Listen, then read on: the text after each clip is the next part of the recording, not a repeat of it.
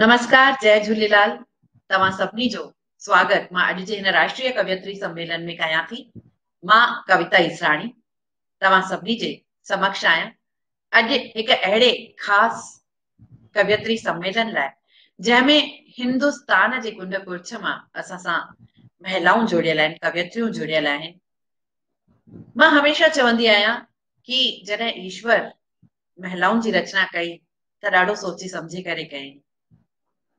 उन हिन क्रिएचर जी रचना करण में पंहिंजो दिमाग़ त लगायो ई लगायो, पर दिल सां भी कमु वरितो। ऐं इन्हीअ करे शायद महिलाउनि में भावनाऊं वधीक थींदियूं आहिनि, ज़ाइफ़ाउनि में इमोशन्स वधीक थींदियूं आहिनि। त ही जेका असां इमोशन्स जूं ॻाल्हियूं था कयूं या भावनाउनि जी ॻाल्हि था कयूं या ॿिए कंहिं जज़्बे जी, ॿिए कंहिं ॻाल्हि जी ज़िक्र जंहिंजो भी कयूं था, जॾहिं महिला पंहिंजे आसपास जेको ॾिसे थी, कॾहिं कॾहिं कोई शइ हुनखे पीड़ा थी ॾिए, कोई शइ हुनखे ख़ुशी थी ॾिए, कोई शइ हुनखे तकलीफ़ भी ॾींदी आहे जंहिंखे मर्द महसूस ताईं न करे सघंदो आहे। असांजे समाज जी संरचना अहिड़ी आहे जंहिं संरचना में अगर पंहिंजे आसपास जे माहौल खां सभिनी खां वधीक केरु प्रभावित थिए थो त उहा आहे हिकु ज़ाइफ़ा। ऐं कंहिंजी ज़िंदगीअ में रोशनी आहे त कंहिंजी ज़िंदगीअ में अंधेरो आहे, कंहिंजी ज़िंदगीअ में ख़ुशियूं आहिनि त कंहिंजी ज़िंदगीअ में ख़ुशियुनि सां गॾु गम भी आहिनि। पर हिकु ज़ाइफ़ा जॾहिं पंहिंजे हथ में ही कलम थी खणे ऐं पंहिंजे भावनाउनि खे कंहिं पन्ने ते लिखण जी थी सोचे त उहा लिखे उहो ई थी जेको हुनजे दिल में आहे, जेको हुनजे मन में आहे, ऐं हुनखे पोइ उहा शाब्दिक रूप ॾिए थी, शब्दनि जी माला में पिरोए थी। ही एतिरो सवलो कम भी न आहे। उनजे लाइ सभिनी खां पहिरीं त इमोशन्स ऐं उन खां पोइ जज़्बो हुजणु ऐं उन खां पोइ उन महिला जी इच्छा शक्ति हुजणु। ये टे चार ॻाल्हियूं जॾहिं मिलनि थियूं त हिकु साधारण महिला भी लेखिका थी ठही वञे, कवयित्री थी ठही वञे। हिकु आम खां ख़ासि ताईं जो सफ़र तय करण खां पोइ जॾहिं हुनखे हिकु सुञाणप थी मिले, हिकु पहचान थी मिले त हूअ ख़ुशि थींदी आहे। पर छा हुनजी उहा सुञाणप सही मायने में असली सुञाणप आहे? अॼु जी महिला इहो नथी चाहे कि तव्हां हुनखे देवीअ वांगुरु पूॼियो, उहा इहो भी नथी चाहे कि तव्हां हुनखे मथा सड़े त हिकु महिला जो सम्मान ॾियो, पर दिल में हुनजे लाइ आदर भाव न रखो। उहा कॾहिं कॾहिं झुकण में भी ख़ुशी महसूस कंदी आहे, पर हा, हिकु महिला पंहिंजो पाण लाइ बराबरीअ जे अधिकार जी चाह ज़रूर रखंदी आहे। हुनखे तव्हां खां अॻिते भी न वधणो आहे। जी साथियों, कॾहिं कॾहिं लॻंदो आहे कि कोई ज़ाइफ़ा एम्बिशियस आहे, हुनखे ॾाढो अॻिते वधणो आहे, त ईअं न आहे। हिकु महिला केतिरो भी अॻियां वधी वञे, हुनखे हमेशा झुकण में ख़ुशी महसूस थींदी आहे।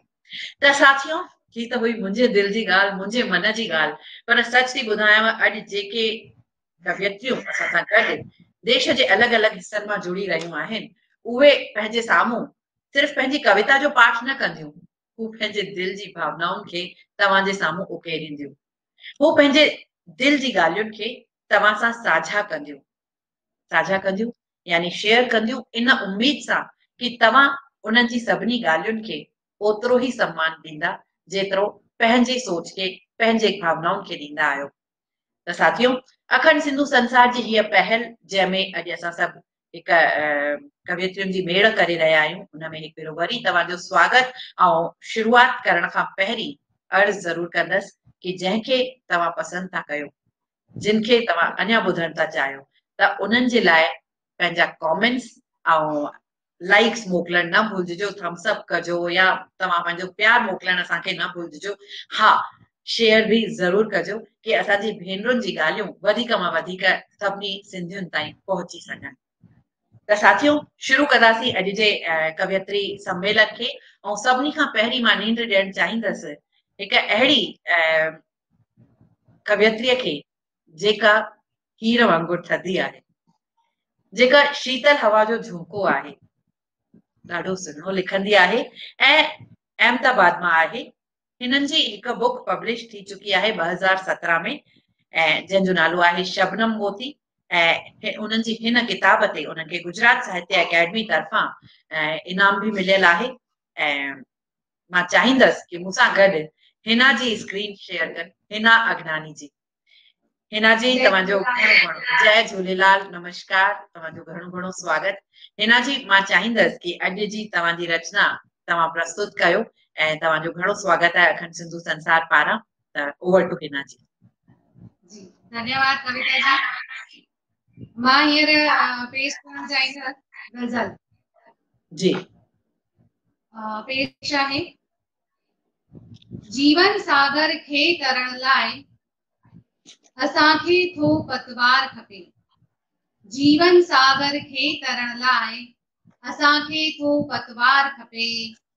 प्रीत सचीअ खे निभाइण लाइ, प्रीत सचीअ खे निभाइण लाइ करण थो हिकिड़ो इकरार खपे। जुरियत खे रखी सभई हलूं, जुरियत खे रखी सभई हलूं, हिक ऐं ॿिए जो आधार खपे, हिक ऐं ॿिए जो आधार खपे। सच जी महिमा समझण जे लाइ, सच जी महिमा समझण जे लाइ प्रभुअ जो थो द्वार खपे। महणपे जो आ रुतबो अनमोल, महणपे जो आ रुतबो अनमोल, करण इन्हीअ सां थो प्यार खपे, करण इन्हीअ सां थो प्यार खपे।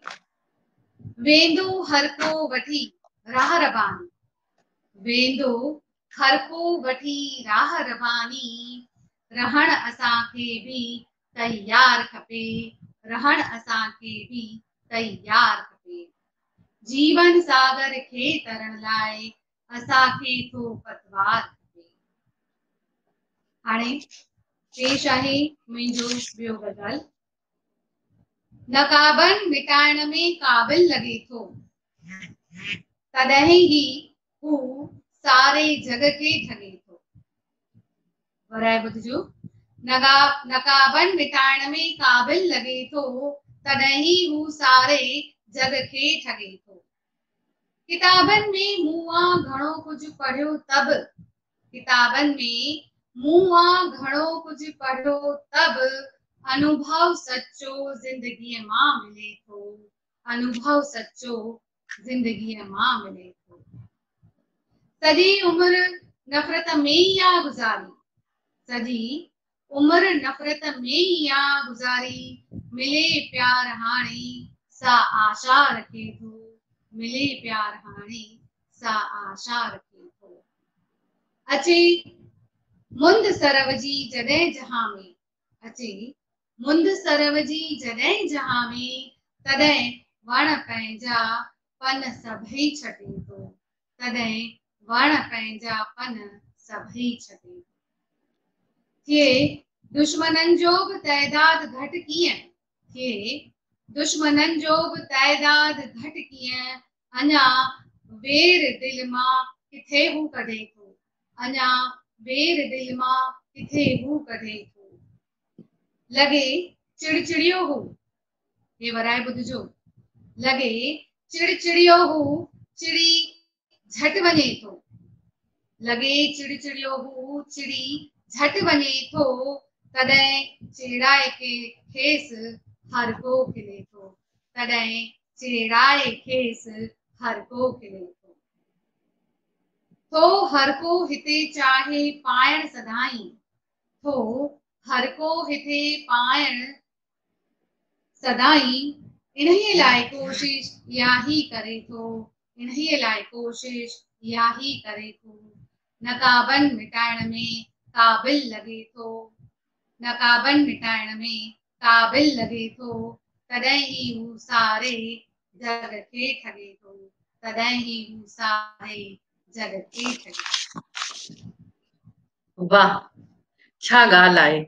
हिना जी तव्हां जीवन जे अनुभव खां लॻे थो घणो ई कुझु सिखियो आहे।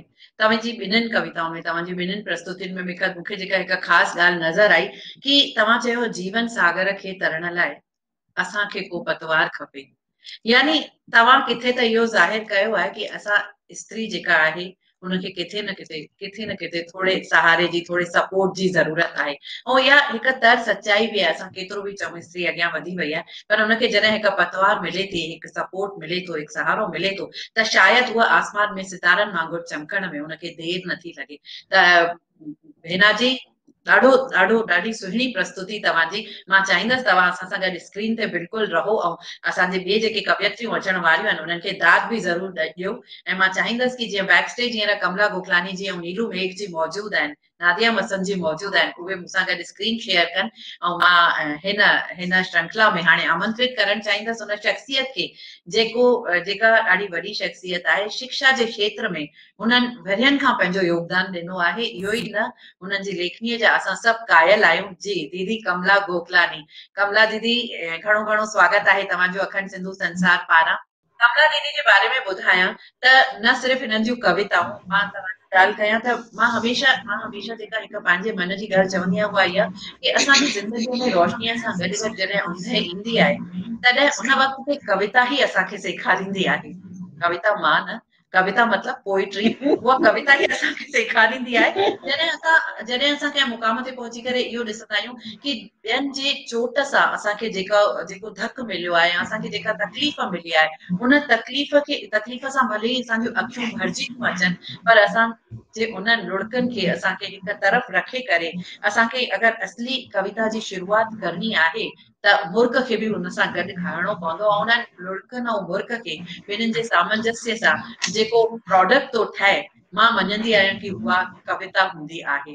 त असांखे अॼु जी कवियत्री सम्मेलन में केतिरियुनि कवियत्रियुनि जे शेरनि शाइरनि में अगरि आंसू मिलंदा त खिलखिलाहटूं बि मिलंदियूं, मुस्कानूं बि मिलंदियूं, खिल बि मिलंदी, ख़ुशी बि मिलंदी।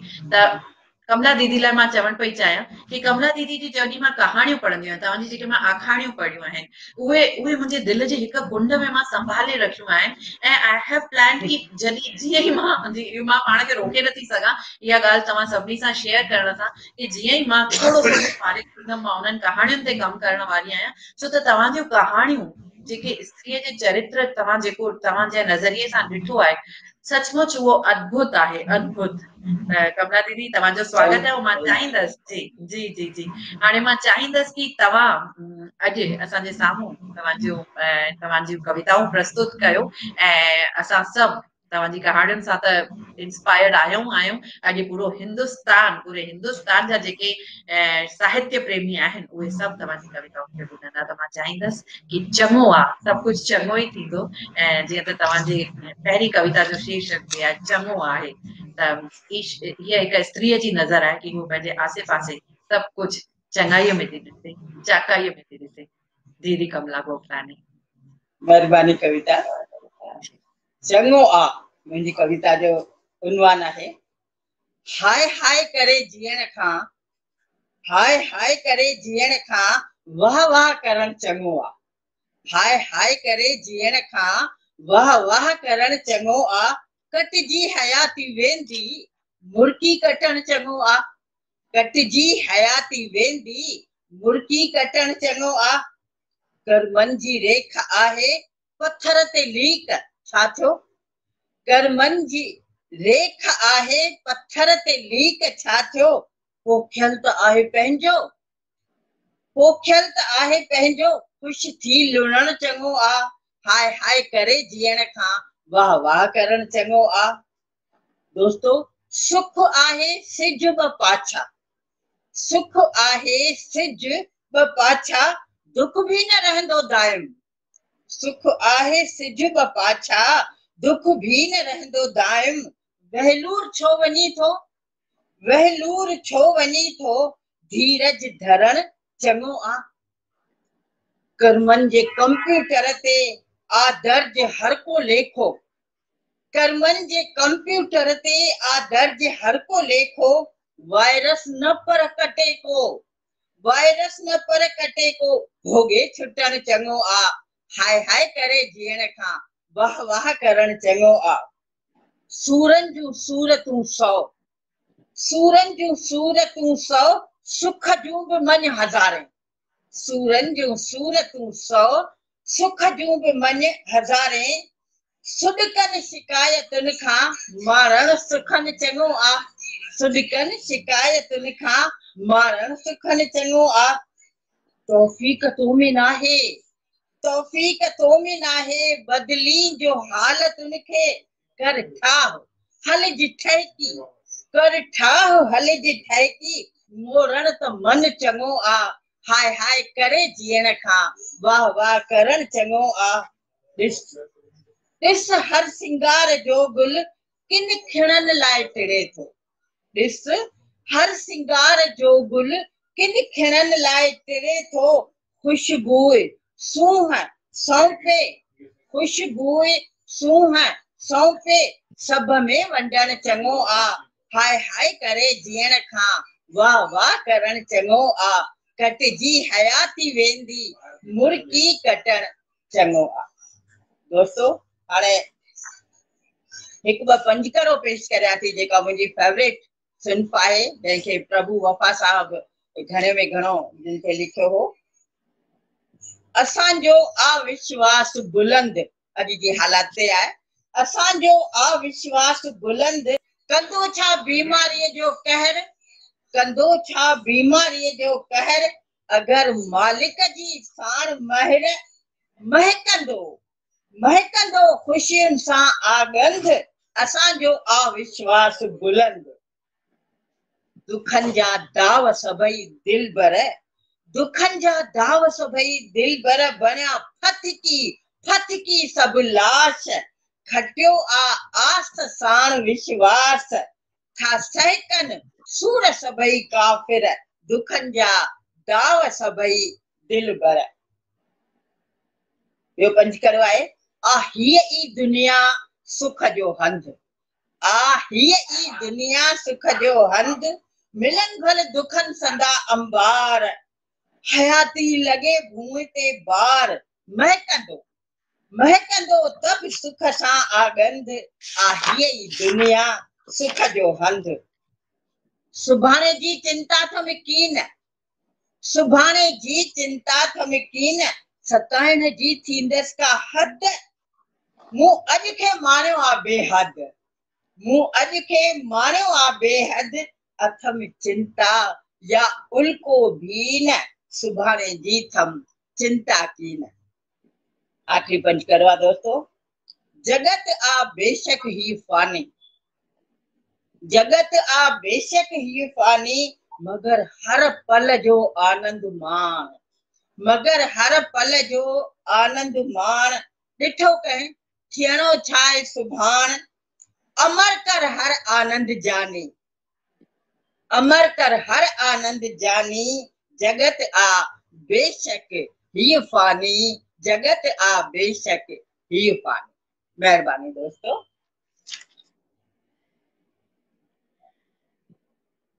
जगत ही पानी। वाह वाह कमला दीदी, सचपच ॾाढो ॾाढो बहितरीन प्रस्तुति, ॾाढो मज़ो आयो, ॾाढो आनंद माणियोसीं।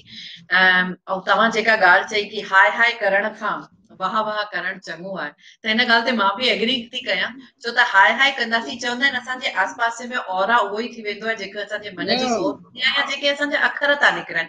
त अगरि हाय हाय कंदासीं त असांजे आस पास बि नकारात्मकता जो माहौल ठहंदो, त उन खां बहितर आहे कि वाह वाह कंदा रहूं। वाह वाह कंदासीं, पर तव्हां त चयो वाह वाह, पर मूंखे लॻे थो कि असांजा जेके लाइव दर्शक वेठा आहिनि उहे बि वाह वाह ओतिरी करे रहिया आहिनि, पर जे हींअर मूंखे लॻे थो घटि, पर अञा अञा असां सां गॾु जुड़ंदा वञनि। जे तव्हांजा साथी, तव्हांजा के दोस्त, तव्हांजा के रिश्तेदार सभिनी खे फोन करे ॿुधायो कि ही लाइव राष्ट्रीय महिला कवयित्री सम्मेलन हली रहियो आहे।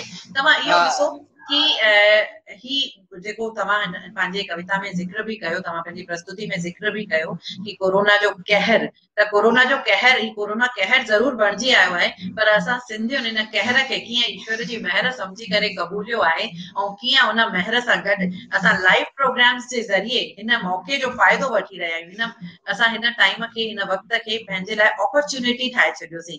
इहो असांजे सिंधी कार्यक्रम जे ज़रिए नज़र पियो थो अचे, ऐं उन ई कड़ीअ में हिकु नई पहल आहे अखंड सिंधु संसार जी। त मां चाहींदसि कि जेके भी लाइव दर्शक असां सां गॾु वेठा आहिनि उहे महिरबानी करे कमेंट्स एतिरा मोकिलियो। यानी छा थींदो आहे, हिकु कवीअ जी चवंदा आहिनि जहां न पहुचे कवि वहां पहुचे रवि। यानी कवि त हर जगह पहुची वेंदो, पर असांखे तव्हांजे वाह वाह जेके आहिनि उहे सूरज जी रोशनीअ वांगुरु असां ताईं ईंदा। त महिरबानी करे पंहिंजी वाह वाहीअ सां असांजी सभिनी कवियत्रियुनि खे प्रोत्साहित कयो, मोटिवेट कयो। कमेंट्स अचण लॻा, दर्शकनि खे बि मोटिवेट करणो पवंदो आहे वाह वाह करण लाइ। यानी वाह वाह खपे त वाह वाह चई करे घुरणी पवंदी आहे। Thank you very much doctor Kamla Gokalani, तव्हां असांजे विच में आया। महिरबानी चाहींदासीं कि तव्हां बैक स्टेज असां सां गॾु हुजो हींअर बि।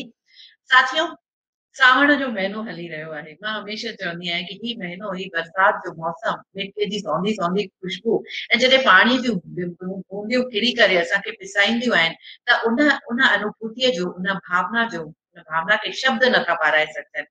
यानी जॾहिं मिट्टीअ जी खुशबू ईंदी आहे त उन खुशबूअ खे जेको तव्हां महसूस करे सघंदव, मां महसूस करे सघंदमि, उहो कोई टे ॾींहं असां न ॿुधाए सघंदासीं कि कीअं हिन मिट्टीअ जी खुशबू आहे। यानी शब्दनि जो जामो कुझु शयुनि खे पाइण तमामु मुश्किल हूंदो आहे। पर असांजी हिन जेका अॻली कवियत्री अचणी आहे, उन इहा कोशिश कई आहे कि हिन सावण जी बूंदियुनि खे, हिन बरसात जी खुशबूअ खे पंहिंजे अखरनि सां तव्हांजे साम्हूं रखे। साथियों, हिन कवियत्रीअ जे बारे में हिकु ॻाल्हि मां ख़ासि तौर सां ॿुधाईंदमि। हिननि जे नाले जे पुठियां पूनावाला लॻल आहे। उन्हनि जे नाले सां प्रेरित थी करे मूंखे लॻे थो 2013 या 14 जी ॻाल्हि आहे, जॾहिं मां हिननि जे नाले सां प्रेरित थी करे हिकु नाटक सिंधीअ में कयो असां, जंहिंजो शीर्षक ई हो पपन परी पूना वारी। त हिननि जो नालो आहे इंदिरा शबनम पूनावारी। त इंदिरा जी, तव्हांजो घणो घणो स्वागत आहे असांजे हिन राष्ट्रीय महिला सम्मेलन में, राष्ट्रीय कवियत्री सम्मेलन में। जी जी। चुनरी हवा में है सखी, उड़री रही अज, मुझे हथन मां दिल भी तो निकरी रही आज। या बरसात जी फीलिंग आहे। उन खां पोइ मां चाहींदुसि त मां हिकिड़ो पंहिंजो गज़ल पढ़ंदसि। ॿ सिटूं मूं जेके आहिनि से बरसात जी पंहिंजी भावनाऊं ॾेखारियूं। ॿुधण चाहे गज़ल पेशा, ॿुधण चाहे हर को बहारुनि जूं ॻाल्हियूं, ॿुधण चाहे हर को बहारुनि जूं ॻाल्हियूं, गुलनि जूं जे ॻाल्हियूं से खारनि जूं ॻाल्हियूं, गुलनि जूं जे ॻाल्हियूं से खारनि जूं ॻाल्हियूं। हुआ ज़ख्म धरतीअ जा, हुआ ज़ख्म धरतीअ जा, नज़रुनि जे साम्हूं असां त बि कढियूं चंड तारनि जूं ॻाल्हियूं, असां त बि कढियूं चंड तारनि जूं ॻाल्हियूं। हुआ ज़ख्म धरतीअ जा, नज़रुनि जे साम्हूं जी, असां त बि कढियूं चंड तारनि जूं ॻाल्हियूं, असां त बि कढियूं चंड तारनि जूं ॻाल्हियूं। कुननि कुर की दरिया जे विच में ॿुधायूं, कुननि कुर की दरिया जे विच में ॿुधायूं, दगाबाज़ धूरत किनारनि जूं ॻाल्हियूं, दगाबाज़ धूरत किनारनि जूं ॻाल्हियूं। ॾुखो ईंदड़ सच, ॾुखो ईंदड़ सच, पर कच छाल महजे, न कर हुस्न ऐं इश्क वारनि जूं ॻाल्हियूं, न कर हुस्न ऐं इश्क वारनि जूं ॻाल्हियूं। हलनि के थका के किरन के किरिया के, हलनि के थका के किरन के किरिया के, पुछी छा कंदे, पुछी छा कंदे रह गुज़ारनि जूं ॻाल्हियूं, पुछी छा कंदे रह गुज़ारनि जूं ॻाल्हियूं। इहो मुंहिंजो हिकिड़ो गज़ल पूरो थियो। सभिनी ॿ पढ़िया आहिनि, मां पढ़ां पई। हा, मूंखे अचनि, महिरबानी सभु ॼणा ॾियनि कमेंट्स। थोरो ई इल्मु पिराए थो इंसान पढ़े पढ़े, थोरो ई इल्मु पिराए थो इंसान पढ़े पढ़े, हर धोखो ॾिए थो हर को, हर हर हर ॾिए थो होका, हू जाहिल सॾे सॾे, हर हर ॾिए थो होका, हू जाहिल सॾे सॾे। दुनिया खे कुझु नओं ॾियूं, जी दुनिया खे कुझु नओं ॾियूं जो कोन थियो अॻे, दुनिया खे कुझु नओं ॾियूं जो कोन थियो अॻे, बाक़ियूं पुराणियूं कोन सॾायूं, सॾे सॾे बातियूं पुराणियूं कोन सॾायूं, सॾे सॾे ॿारनि मिसाल समुंड किनारे पिया रमूं, ॿारनि मिसाल समुंड किनारे पिया रमूं, थकिजी पियासीं रेत जा घरड़ा अॾे अॾे, थकिजी वाह पियासीं रेत जा घरड़ा अॾे अॾे, वाह संसार चाल बाज़ मां, संसार चाल बाज़ मां विश्वास वियो हले, संसार चाल बाज़ मां विश्वास वियो हली, बहरूपियनि सां कीअं हलूं, बहरूपियनि सां कीअं हलूं, दिलि खे गॾे गॾे, वाह बहरूपियनि सां कीअं हलूं, दिलि खे गॾे गॾे। आख़िरी बंद पेश करे रही आहियां, महिरबानी। ऐं कविता इसरानी जी जी लाइव जी हले पियो थो, मूंखे जी ख़बर आहे जी मां 4 दफ़ा हिंदीअ में अची चुकी आहियां लाइव में, ग्रेट पर मूंखे ॾाढी अलाए छो सुठी ईअं पियो लॻे ॿियो बि कोई हुजनि। न बिल्कुलु न महिरबानी। तव्हां तव्हां जेॾी महिल पंहिंजी कविता जी प्रस्तुति ॾियो पिया असां पुठियां वेही करे दाद ॾियूं पिया। हिन छा थींदो आहे कि हिन दुनिया में तव्हां चयो कि दुनिया खे कुझु नयो ॾियो, दुनिया खे कुझु नओं ॾियो जो कोन थो अचे, त दुनिया खे ही नओं हा नए ॾियण नॉर्मल ना। तव्हां ॾिसो न हींअर असां जेके कवि सम्मेलन कंदा हुआसीं, जेके असां कार्यक्रम कंदा हुआसीं, जंहिंमें असांखे सवनि ऐं हज़ारनि जी संख्या में ऑडियंस मिलंदी हुई ऐं दाद मिलंदी हुई, त उनखे महसूसु करणु, उनखे वठणु केॾो सुठो लॻंदो हो, केॾो मज़ो ईंदो हो। उन स्टेज खे असां बि पिया था मिस कयूं, पर दुनिया खे कुझु नओं ॾियो। असां तव्हांजी इन लाइन सां ई मुतासिर आहियूं ऐं तव्हांजी इन लाइन खे ई पकड़े करे कि दुनिया खे कुझु नओं ॾियो, ही नओं ॾियण जी कोशिश ई आहे कि ऑनलाइन कवयित्री सम्मेलन, ऑनलाइन राष्ट्रीय कवयित्री सम्मेलन रखियो आहे, जंहिंमें तव्हां सभु शिरकत करे रहिया आहियो। त हीअ नओं ॾियण जी कोशिश केतिरी ख़ूबसूरत आहे, इहो असांजे कार्यक्रम जे अंत में ऐं कार्यक्रम जे दौरान असांजे व्यूवर्स, असांजे ॿुधण वारनि जे कमेंट्स ऐं लाइक्स सां ई ख़बर पइजी थी सघे। त तव्हां पोइ कार्यक्रम ॾिसंदो त तव्हांखे ख़बर पवंदो कि केरु तव्हांखे हीअं पियो करे, केरु तव्हांखे हीअं हार्ट्स पियो ठाहे मोकिले ऐं केरु तव्हांखे कॉमेंट तव्हांखे सम्झ में अची वेंदो कि तव्हांखे दाद हिन में बि मिली रही आहे। ॾाढो सुठो लॻो इंदिरा जी मूंखे तव्हां बि सां ॾाढो मज़ो अची रहियो गॾु। जी जी जी जी जी जी जी ही ताड़ियूं बि तव्हांजे लाइ वधाए छॾियूंसीं। आहे, मूंखे बि ॾाढो मज़ो अची रहियो आहे, छाकाणि कुझु नओं पियो लॻे मूंखे पाण हीअं। मां अकेली जी कई आहे, भले मूंखे सोलो बि हाणे आख़िरी बंद थी पेश कयां। जी मूंखे जी जी इरशाद। संसार जे तलाव ते जी कां था कांव कनि, संसार जे तलाव ते कां था कांव कनि, शबनम मिरियोई हंस हितां विया हर्षा, शबनम मिरियोई हंस हितां विया लॾे लॾे, शबनम मिरियोई हंस हितां विया लॾे लॾे, थोरो ई इल्मु पिराए थो इंसान पॾे पॾे, हर हर ॾिए त हो कहूं जाहिल सॾे सॾे। मज़ो अची वाह वियो, महिरबानी ॾाढो महिरबानी। आनंद आयो, ॾाढो आनंद आयो, बहितरीन बहितरीन। हा, हा। त संसार जे आख़िरी बंद मुंहिंजे गज़ल जो आहे, संसार जे तलाव ते कां था कांव कनि, संसार जे तलाव ते कां था कांव कनि, शबनम मिरियोई हंस हितां विया लॾे लॾे, शबनम मिरियोई हंस हितां विया लॾे लॾे। महिरबानी सभिनी जी, ऐं तमामु मज़ो अची रहियो आहे। Thank you very much Kavita ji, thank U, महिरबानी दीदी, महिरबानी जी तव्हांजी। जी महिरबानी। तव्हांजी घणी घणी महिरबानी इंदिरा शबनम जी। हाणे वधंदासीं अॻिते। सचमुच असांजूं कवियत्रियूं हिक खां हिकु रचनाऊं पंहिंजूं खणी आयूं आहिनि। मेघ, असां बरसाति जी ॻाल्हि कई, सावण जी मां ॻाल्हि कई, त हिन सावण खे या बरसाति खे हिंदीअ में चयो वेंदो आहे मेघ। त ही मेघ जॾहिं वरसंदा आहिनि त ख़ुशियूं फैलाए वेंदा आहिनि, हरियाली फैलाए वेंदा आहिनि। त अहिड़ी हिकिड़ी कवियत्री जंहिंजो परिचय पहिरीं मां ॾींदमि तव्हांखे, उनजो नालो आहे नीलू मेघ जी, रायपुर मां। नीलू मेघ जी जे बारे में ॿुधायां त ही हिंदी लिटरेचर में MA आहिनि ऐं हिननि बि म्यूज़िक में इन्हनि कुझु डिग्रियूं हासिल कयूं आहिनि ऐं उर्दू ऐं अंग्रेज़ीअ बि हिननि खे डिप्लोमा हासिल आहे। ऐं पोयनि 35 सालनि खां नीलू जी तव्हांजो घणो घणो स्वागत आहे असांजे हिन राष्ट्रीय कवयत्री सम्मेलन में। घणो घणो स्वागत। 35 सालनि खां पोयनि 35 सालनि खां नीलू जी न सिर्फ़ सिंधी बल्कि हिंदी मंचनि जी भी हिकु अहिड़ी कवयत्रीअ जे रूप में साम्हूं आई आहे जंहिंखे ॾिसी करे खिलण जी दिलि थींदी आहे, जंहिंखे ॾिसी करे ख़ुशि थियण जी दिलि थींदी आहे।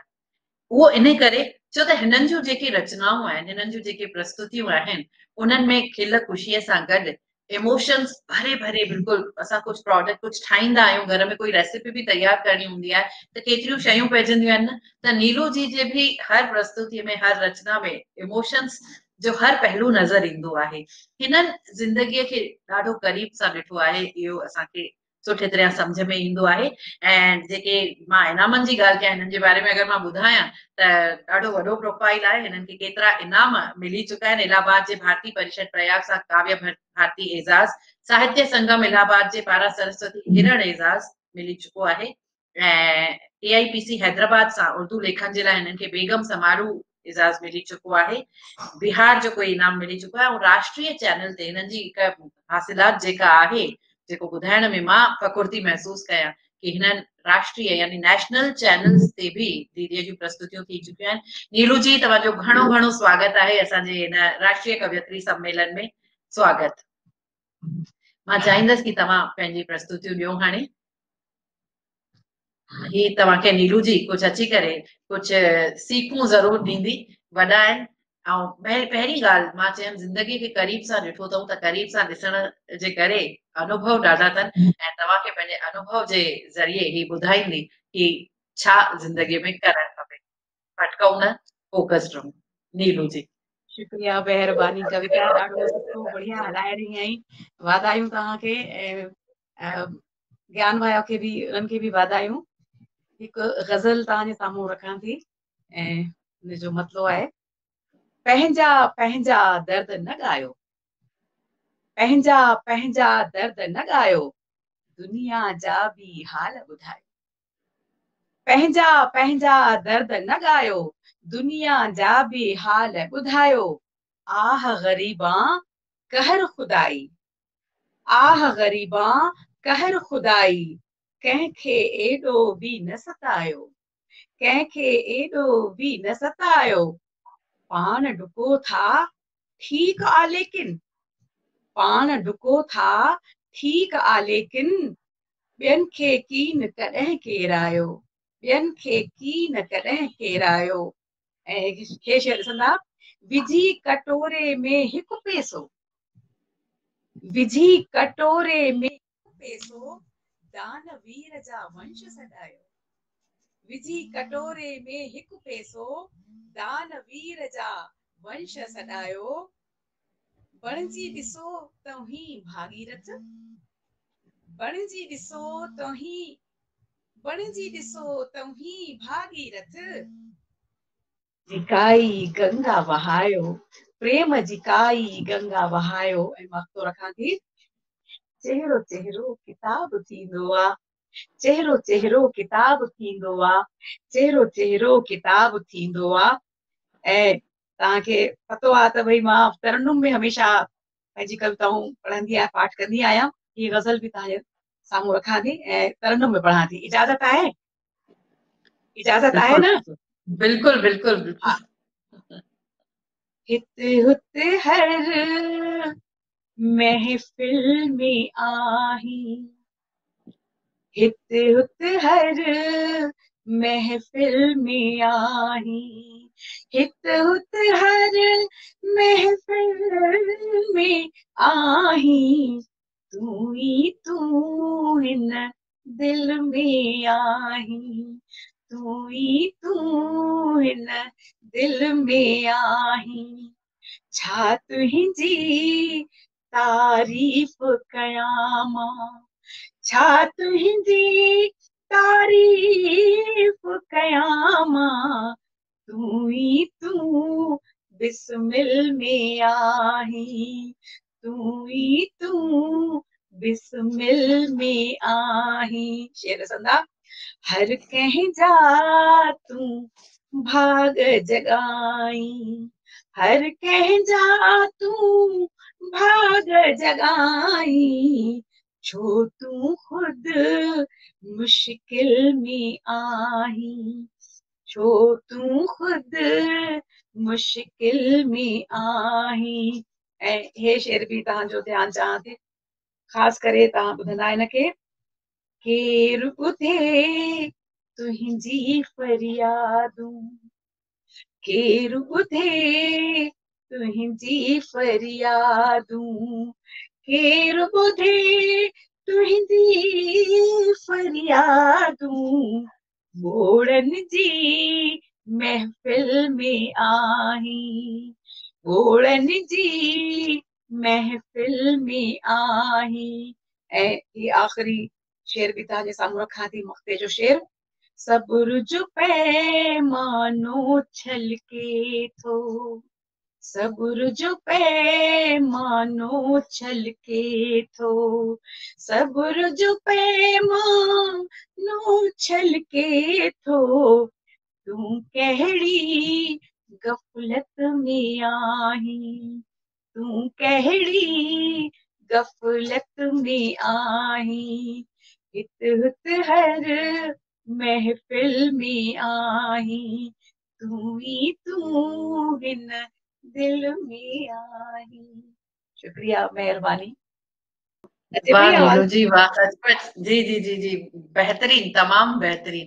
मां पहिरीं चयो, हालांकि सभिनी सां ॾाढो घटि मिलण थींदो आहे, असां सभिनी जूं गॾिजाणियूं तॾहिं थींदियूं आहिनि जॾहिं कोई कार्यक्रम थींदो आहे, पर चवंदा आहिनि न कि कंहिंखे सुञाणण लाइ कॾहिं कॾहिं ॿ पल काफ़ी थींदा आहिनि। ऐं जेके कवियत्रियूं हूंदियूं आहिनि, जेके लेखिकाऊं हूंदियूं आहिनि, उन्हनि जे लाइ त चवण ई छा। सच ॻाल्हि त इहा आहे कि असां थींदो आहे न, कॾहिं कॾहिं छा थींदो आहे, असां जॾहिं असां कॉलेज स्टूडेंट हूंदा हुआसीं या टीन एज में हूंदा हुआसीं या यंग हूंदा हुआसीं, त तव्हांखे नीलू जी यादि हूंदो असां गुल किताबनि में या डायरीज़ में रखंदा हुआसीं, रखंदासीं न, भई रोज़ मिलंदो, रोज़ कोई वण मां बि पटी ईंदासीं त हुन सां एतिरा इमोशन्स जुड़ी वेंदा हुआ कि असां किताबनि में उहे गुल रखंदा हुआसीं, ऐं जॾहिं उहे सुकंदा हुआ तॾहिं बि उहे पंहिंजी ख़ुशबू ॾींदा हुआ, ऐं कॾहिं कॾहिं गुम बि थी वेंदा हुआ उहे गुल। पर ही जेके शब्द, जेके कविता जे रूप में कंहिं कवियत्रीअ जे मुख मां निकिरनि था ऐं जेके असां वटि पहुचनि था, इहे त अहिड़ा गुल आहिनि जेके सालो साल न मुरझाईंदा, जेके हमेशह ताज़ा तरीन रहंदा, हमेशह ख़ुशबू ॾींदा ऐं हमेशह असांखे अॻिते वधण लाइ प्रोत्साहित बि कंदा। त घणी घणी महिरबानी तव्हांजी नीलू दीदी, ऐं तमामु महिरबानी कि तव्हां असांजे हिन कवियत्री सम्मेलन में, राष्ट्रीय कवियत्री सम्मेलन में शिरकत कई ऐं तव्हां सां मिली करे हमेशह ॾाढो इंस्पायर थींदा आहियूं। थैंक यू वेरी मच नीलू दीदी, थैंक यू। हिन वक़्तु मूंसां गॾु स्क्रीन ते हर्षा, मुंहिंजे पंहिंजे शहर जी छा मां चवां पाड़ेसर आहे त उहो शायदि वधीक सही रहंदो, ऐं रोमा चांदवानी जी असां सां गॾु मौजूदु आहिनि।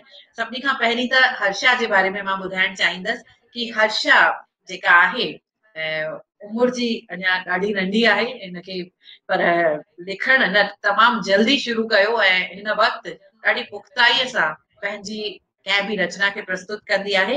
हिन जी एजुकेशन जे बारे में ॿुधायां त हिन MCA कयो अथई, ऐं बसि ॿिनि चवंदा आहिनि न सिंधीअ में, तव्हां खिली बि था सघो हिन ते कि सिंधीअ में चइबो आहे थुक पंध ते त हिन जो घर आहे, त हर्षा जो घर मुंहिंजे घर खां थुक पंध ते आहे, मतिलबु असां ॿाहिरि निकिरूं हलंदे चलंदे मिली सघंदा आहियूं, पर हिन वक़्तु सोशल डिस्टेंसिंग जे करे असां स्क्रीन ते पिया था गॾिजूं, हिते पिया था गॾिजूं, शायदि 6 महीननि खां हिक ॿिए खे ॾिठो कोन्हे, त उहो जेको मां स्क्रीन ते नादिया जी ऐं रोमा जी लाइ महसूसु कंदसि ओड़ो ई सेम हर्षा लाइ बि महसूसु पई थी कयां, भले पासे में ज़रूरु रहे थी पर हिन वक़्तु सोशल डिस्टेंसिंग।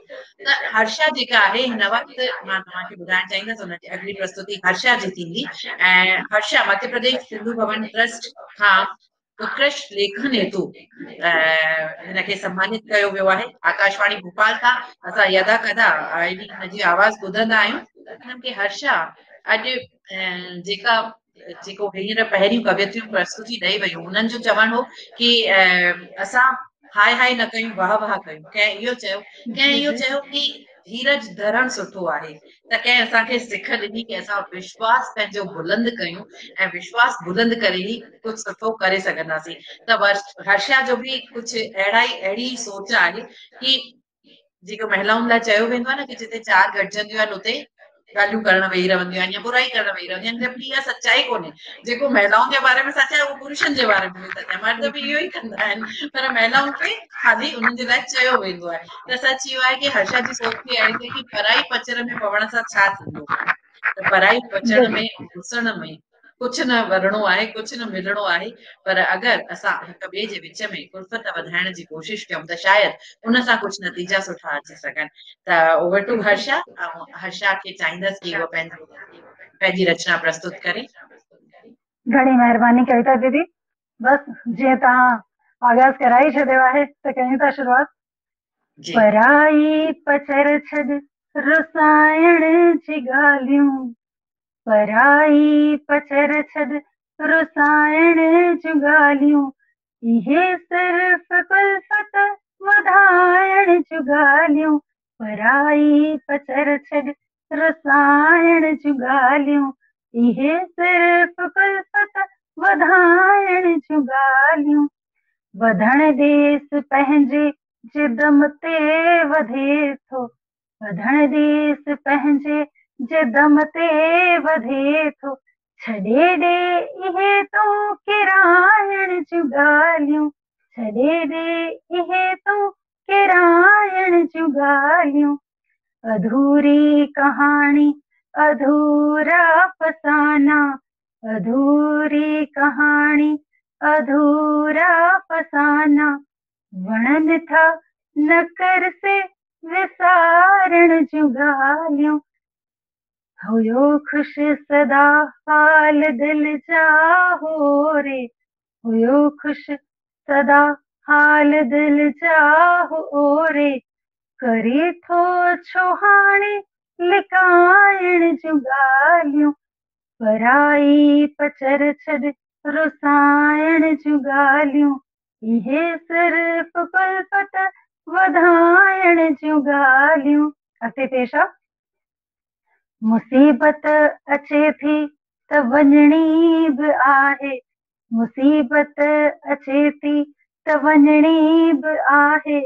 कयूं हौसलो कुझु वधाइण जूं ॻाल्हियूं, कयूं हौसलो कुझु वधाइण जूं ॻाल्हियूं। नए दौर जा अॼु नवां सभु तरीक़ा, नए दौर जा अॼु नवां सभु तरीक़ा। फ़क़ति कूड़ा रिश्ता निभाइण जूं ॻाल्हियूं, फ़क़ति कूड़ा रिश्ता निभाइण जूं ॻाल्हियूं। न की कुझु वरे थो रखी रंजिशूं भी, न की कुझु वरे थो रखी रंजिशूं भी। करे वठ तूं प्यारा खिलाइण जूं ॻाल्हियूं, करे वठ तूं प्यारा खिलाइण जूं ॻाल्हियूं। अथसि खीसा ख़ाली, हिन शेर ते ख़ासि ध्यानु चाहींदसि। अथसि खीसा ख़ाली अदाऊं नवाबी, अथसि खीसा ख़ाली अदाऊं नवाबी। बुरा हाल खुद खे पढ़ाइण जूं ॻाल्हियूं, बुरा हाल खुद खे पढ़ाइण जूं ॻाल्हियूं। वॾा ख्वाब पूरा त हर हंधि थियनि था, वॾा ख्वाब पूरा त हर हंधि थियनि था। नओं शहर पोछो वसाइण जूं ॻाल्हियूं, नओं शहर पोछो वसाइण जूं ॻाल्हियूं। न रोकेस सरिता, सरिता मां पंहिंजो तख़ल्लुस लिखंदी आहियां, मक्ता पेशा। न रोकेस सरिता जे कल कल वहे थी, न रोकेस सरिता जे कल कल वहे थी। छॾे ॾे रिवायत तो पालण जूं ॻाल्हियूं, छॾे ॾे रिवायत तो पालण जूं ॻाल्हियूं। पराई पचर छॾ रुसाइण जूं ॻाल्हियूं, इहे सिर्फ़ कुल्फत वधाइण जूं ॻाल्हियूं, इहे सिर्फ़ कुल्फत वधाइण जूं ॻाल्हियूं। घणी महिरबानी। बाहिर महफ़िल में लगाए कोई, बाह महफिल में लगाए कोई, नज़्म मुंहिंजी बि ॿुधाए कोई। सूंह वाह जो शौक़ त बेशक आहे, सभिनीनि खे शौक़ु हूंदो आहे। सूंह जो शौक़ु त बेशक आहे, सादगीअ सां बि निभाए कोई। गुल सुकल अॼु त टिड़ी पवंदा हिते, गुल सुकल अॼु त टिड़ी पवंदा हिते। मींहुं थोरो त वसाए कोई, कुर्ब वाह जो मींहुं त वसाए कोई। वाह वाह हुनर बेकार बि वेंदो नाहे, हुनर बेकार बि वेंदो नाहे, लोह खे सोन बणाए कोई। का शिकायत न गिला कंहिंसां, का शिकायत न गिला कंहिंसां। मां रुसां घर त मनाए कोई। वाह वाह, क्या बात शान है, सां थो तमाम बेहतरीन। नरवन, शान सां थो जे अकड़ ॾेखारे, शान सां थो जे अकड़ ॾेखारे। कंध हुन जो बि झुकाए कोई, कंध वाह हुन जो बि झुकाए कोई। बाह महफिल में लगाए कोई, नज़्म मुंहिंजी बि ॿुधाए कोई। घणी वाह महिरबानी। वाह वाह वाह, बेहतरीन हर्षा। मां रुसां त मनाए कोई, सचपच इहा ट्रेजेडी आहे असां स्त्रियुनि सां गॾु। ऐं ख़ासि करे जेके असां मतिलबु शादीअ खां पोइ जेका स्थिति अचे थी त रुसूं था त केरु मनाइण वारो न हूंदो आहे। मतिलबु पाण खे ख़ुशि करण लाइ पाण ई वञिणो पवंदो आहे, पाण ई सभु कुझु ॾिसणो पवंदो आहे। पर मज़ाल आहे कि कोई मनाइण लाइ अचे त तव्हां मूंखे त ख़ैर ईअं नथो लॻे। मूंखे ख़बर आहे तव्हांजे हस्बैंड खे मां सुठे तरह सुञाणा, तव्हांजे जीवन साथी खे, ऐं ख़बर आहे कि तव्हां रुसियल हूंदो त आई एम वेरी श्योर कि उहो तव्हांखे मनाइण ज़रूरु ईंदो हूंदो। ईअं नथो थी सघे। पर ही कविता बिल्कुलु आहे, जेके वीचार मन में अचनि था। मां थोरी देरि पहिरीं चयो कि ही असांजा अखर जेके असां लिखूं था, जेके लफ़्ज़ जेके बयां कयूं था, उहे अहिड़ा गुल आहिनि जेके सालो साल तरो ताज़ा रहंदा, सालो साल ख़ुशबू ॾींदा रहंदा। ऐं ज़िंदगी तव्हां ॾिसो न, अगरि असां मूंखे लॻे थो जेके महिला कवियत्रियूं आहिनि, जेके कवियत्रियूं आहिनि, उन्हनि जे बारे में हिकु ॻाल्हि चऊं त ज़िंदगी खे ॾाढो क़रीब सां ॾिसंदियूं आहिनि। ऐं ज़िंदगी जी जद्दोजहद सां गॾु ही लिखण जो कमु, कलम हथ में खणी करे जेको हिकु वादो कंदियूं आहिनि पंहिंजो पाण सां कि मूंखे हिननि खे लफ़्ज़नि जो रूप ॾियणो आहे, उहो सवलो कमु कोन्हे, उहो तमामु ॾुखियो कमु आहे। ऐं ज़िंदगीअ में थींदो बि इहो आहे, हमेशह चमकीली उस त न रहंदी आहे न, कॾहिं कॾहिं कारा ककर बि ईंदा आहिनि, बादल बि ईंदा आहिनि। बिल्कुलु ऐं असां चमकीली उस सां वधीक प्रभावित थींदा आहियूं। असां चमकीली उस खे पंहिंजे क़रीब वधीक वठी अचणु चाहींदा आहियूं। त साथियों, पर स्त्रीअ जो रूप हिकिड़ो अहिड़ो ई कोन अथव, अलॻि अलॻि रूप आहिनि। हाणे हर्षा, महिरबानी तव्हांजी। हाणे मां जंहिं शाइरा खे, जंहिं कवियत्रीअ खे इनवाइट करण वारी आहियां, रोमा चांदवानी आशा, जयपुर मां, जंहिंजे नाले जे पुठियां ई आशा लिखियल आहे। पर हीअ आशा त आहे, पर ॾाढी बेबाक ऐं सचाई लिखण वारी कवियत्री आहे। रोमा जी, तव्हांजो घणो घणो स्वागत आहे। मां ॾाढी दिलि सां आमंत्रित करणु चाहींदसि जयपुर मां असांजी भेण रोमा चांदवानी आशा खे। ऐं हुननि हिन कोरोना काल में असां ॾिसूं पिया कि हिन वक़्तु त असां राखीअ जो ॾिण बि न मल्हाए सघियासीं। हिन वक़्तु अहिड़ो वक़्तु आयो कि राखीअ जो ॾिण बि असांखे घरनि में विहणो पियो, भेनरूं पंहिंजे भाउरनि वटि न वञी सघियूं, यानी ॾिणनि जो पूरी तरह सां आनंद न माणे सघियासीं। पर हिन जेका हीअ सिचुएशन आई, जेका हीअ स्थिति आई, परिस्थिति आई, उनखे कहिड़े नज़रिए सां ॾिठो? रोमा जी, मां चाहींदसि कि उहो पंहिंजी कविता जी प्रस्तुति ॾियनि। रोमा चांदवानी आशा जी, तव्हांजो घणो घणो स्वागत आहे असांजे हिन राष्ट्रीय कवियत्री सम्मेलन में। रोमा जी। मां पेश करे रही आहियां हिकु वक्ताईती कविता। उन्वान जी आहे कोरोना काल ऐं राखी प्रोटोकॉल। कोरोना वाह, काल कोरोना काल ऐं राखी ऐं प्रोटोकॉल। राखी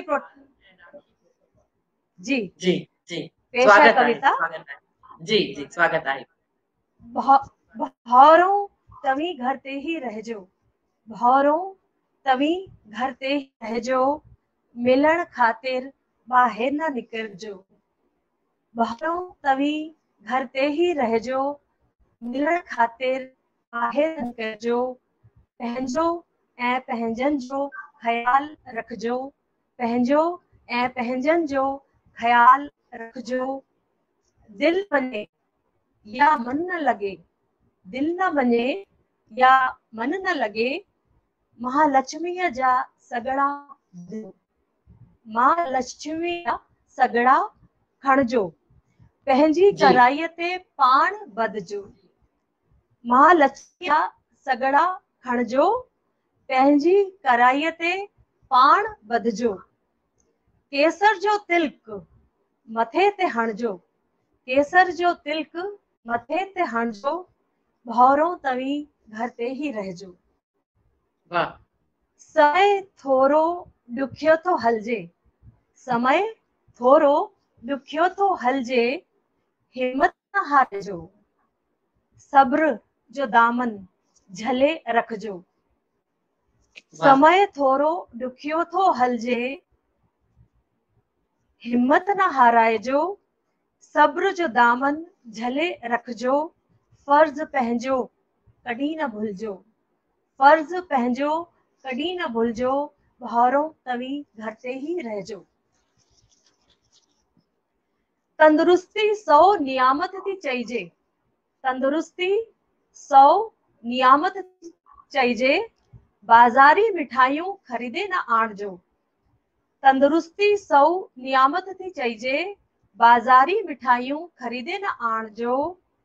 घर जो प्रसाद ही खाई वठजो, घर जो प्रसाद ही खाए वठजो। वात मिसरीअ सां मिठो कजो, भौरों तवी घर ते रहजो।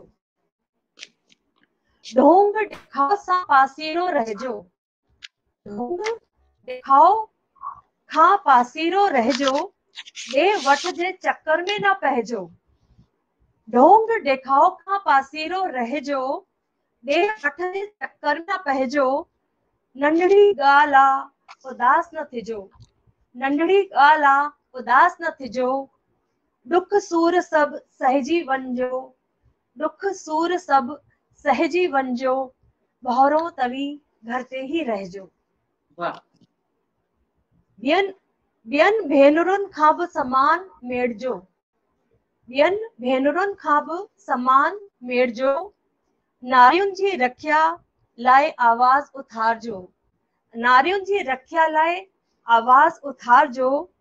पंहिंजे धर्म ते अटल रहजो, पंहिंजे धर्म ते अटल रहजो, भौरों तवी घर ते ही रहजो।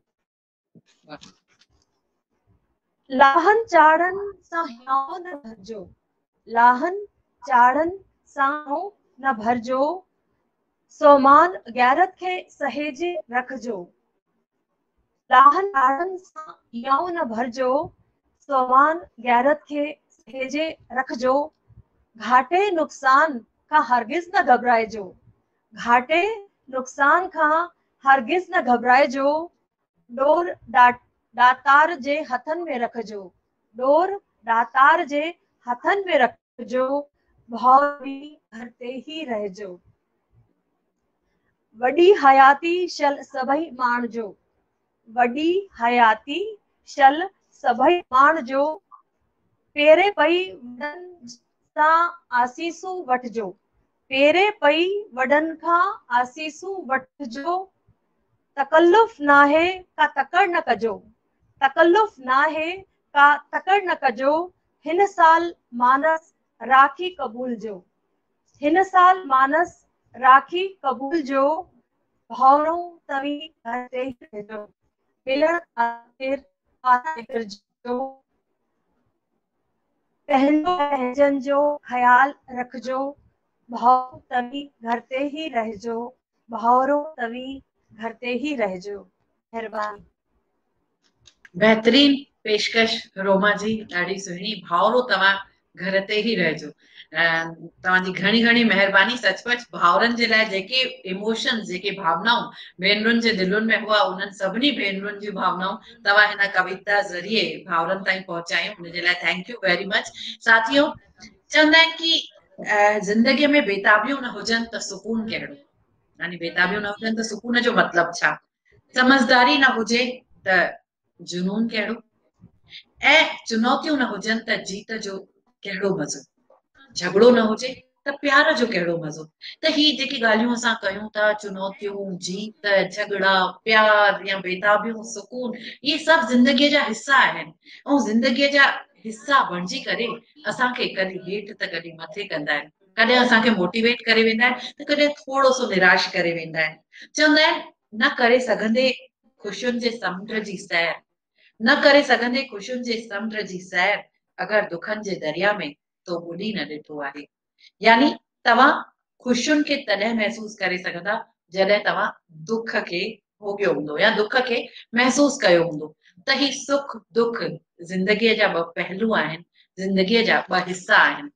साथियों, ज़िंदगीअ जे घणनि ई पहलुनि ते रोशनी असांजी कवियत्रियूं पंहिंजी रचनाउनि जे माध्यम सां विझी रहियूं आहिनि। पर तव्हां सभिनी खां हिकु भेरो वरी मां गुज़ारिश करणु चाहींदसि, वेनती करणु चाहींदसि कि ही कवियत्रियूं जेके घर संभालण खां वठी कंहिं कार्यालय जी, कंहिं दफ़्तर जी, कंहिं ऑफिस में पंहिंजो कमु करण खां पोइ बि जॾहिं वक़्तु थियूं कढनि पंहिंजे भावनाउनि खे लफ़्ज़नि में उतारण जो, कंहिं पन्ने ते पंहिंजी भावनाउनि खे उतारण जो ऐं पंहिंजी ज़िंदगीअ खे पन्नो पन्नो पंहिंजी ज़िंदगीअ सां जोड़ण जो, त अहिड़े में तव्हां सभिनी जी दाद असां चाहींदा आहियूं कि ही जेको वर्चुअल कवि सम्मेलन हली रहियो आहे कवियत्रियुनि जो, उनमें तव्हां सभु पंहिंजी दाद वाह वाह जे ज़रिए या पंहिंजे कॉमेंट्स जे ज़रिए ज़रूर मोकिलियो। मूंसां गॾु हींअर स्क्रीन ते 3 अहिड़ियूं कवियत्रियूं मौजूद आहिनि जेके मां जंहिंखे चवंदी आहियां कि मध्य प्रदेश में घटि में घटि मध्य प्रदेश में उहे पोएट्री जो स्तंभ आहिनि।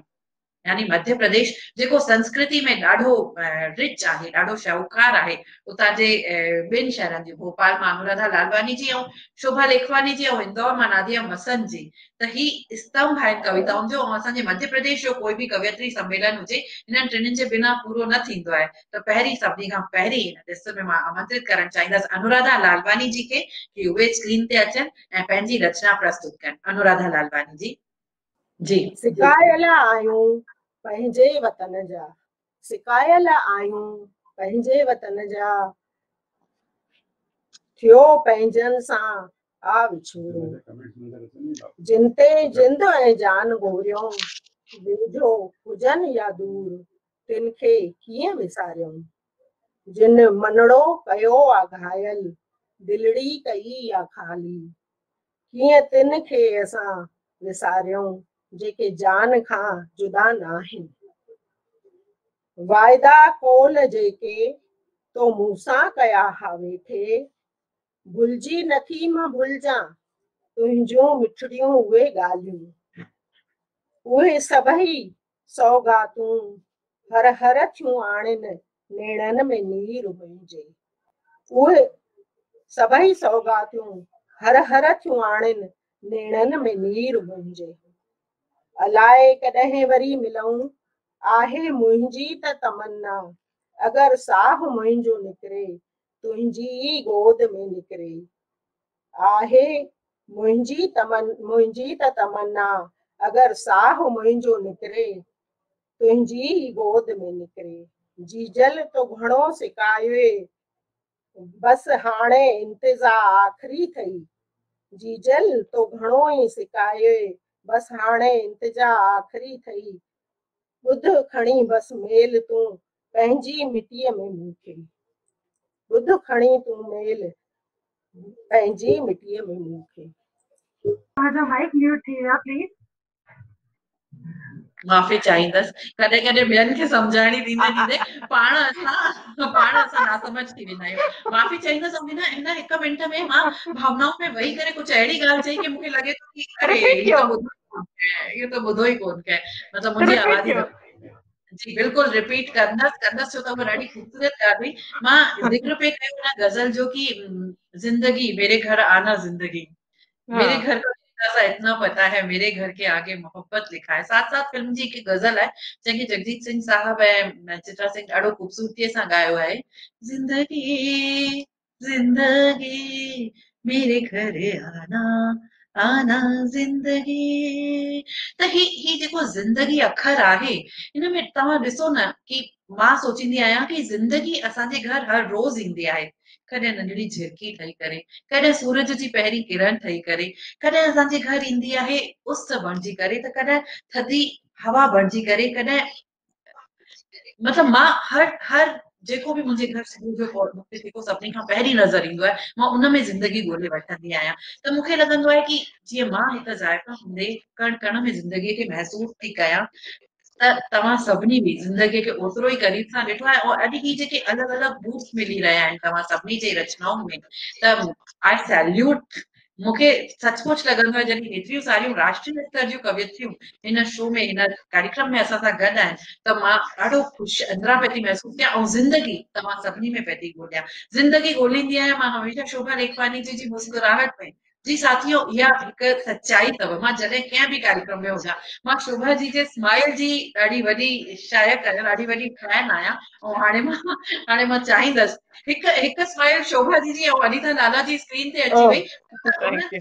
उहा ई सेम शइ मां उन्हनि जे लाइ बि महसूस कंदी आहियां। अनीता जी, तव्हांजो स्वागत आहे राष्ट्रीय कवियत्री सम्मेलन, हिन वर्चुअल राष्ट्रीय कवियत्री सम्मेलन में। त मां चाहींदसि शोभा जी, जिनखे असां हमेशह लाइव ॿुधी करे ज़िंदगीअ खे पाण सां गॾु भाकुर पाइण जी इच्छा थींदी आहे। तव्हांजी जॾहिं संचालन खे ॿुधंदा आहियूं त ईअं लॻंदो आहे कि कुझु मिली वियो आहे असांखे, मतिलबु असां कुझु पाए वरितो आहे। त मां चाहींदसि कि हाणे शोभा जी पंहिंजी रचना प्रस्तुत कनि। शोभा लेखवानी जी।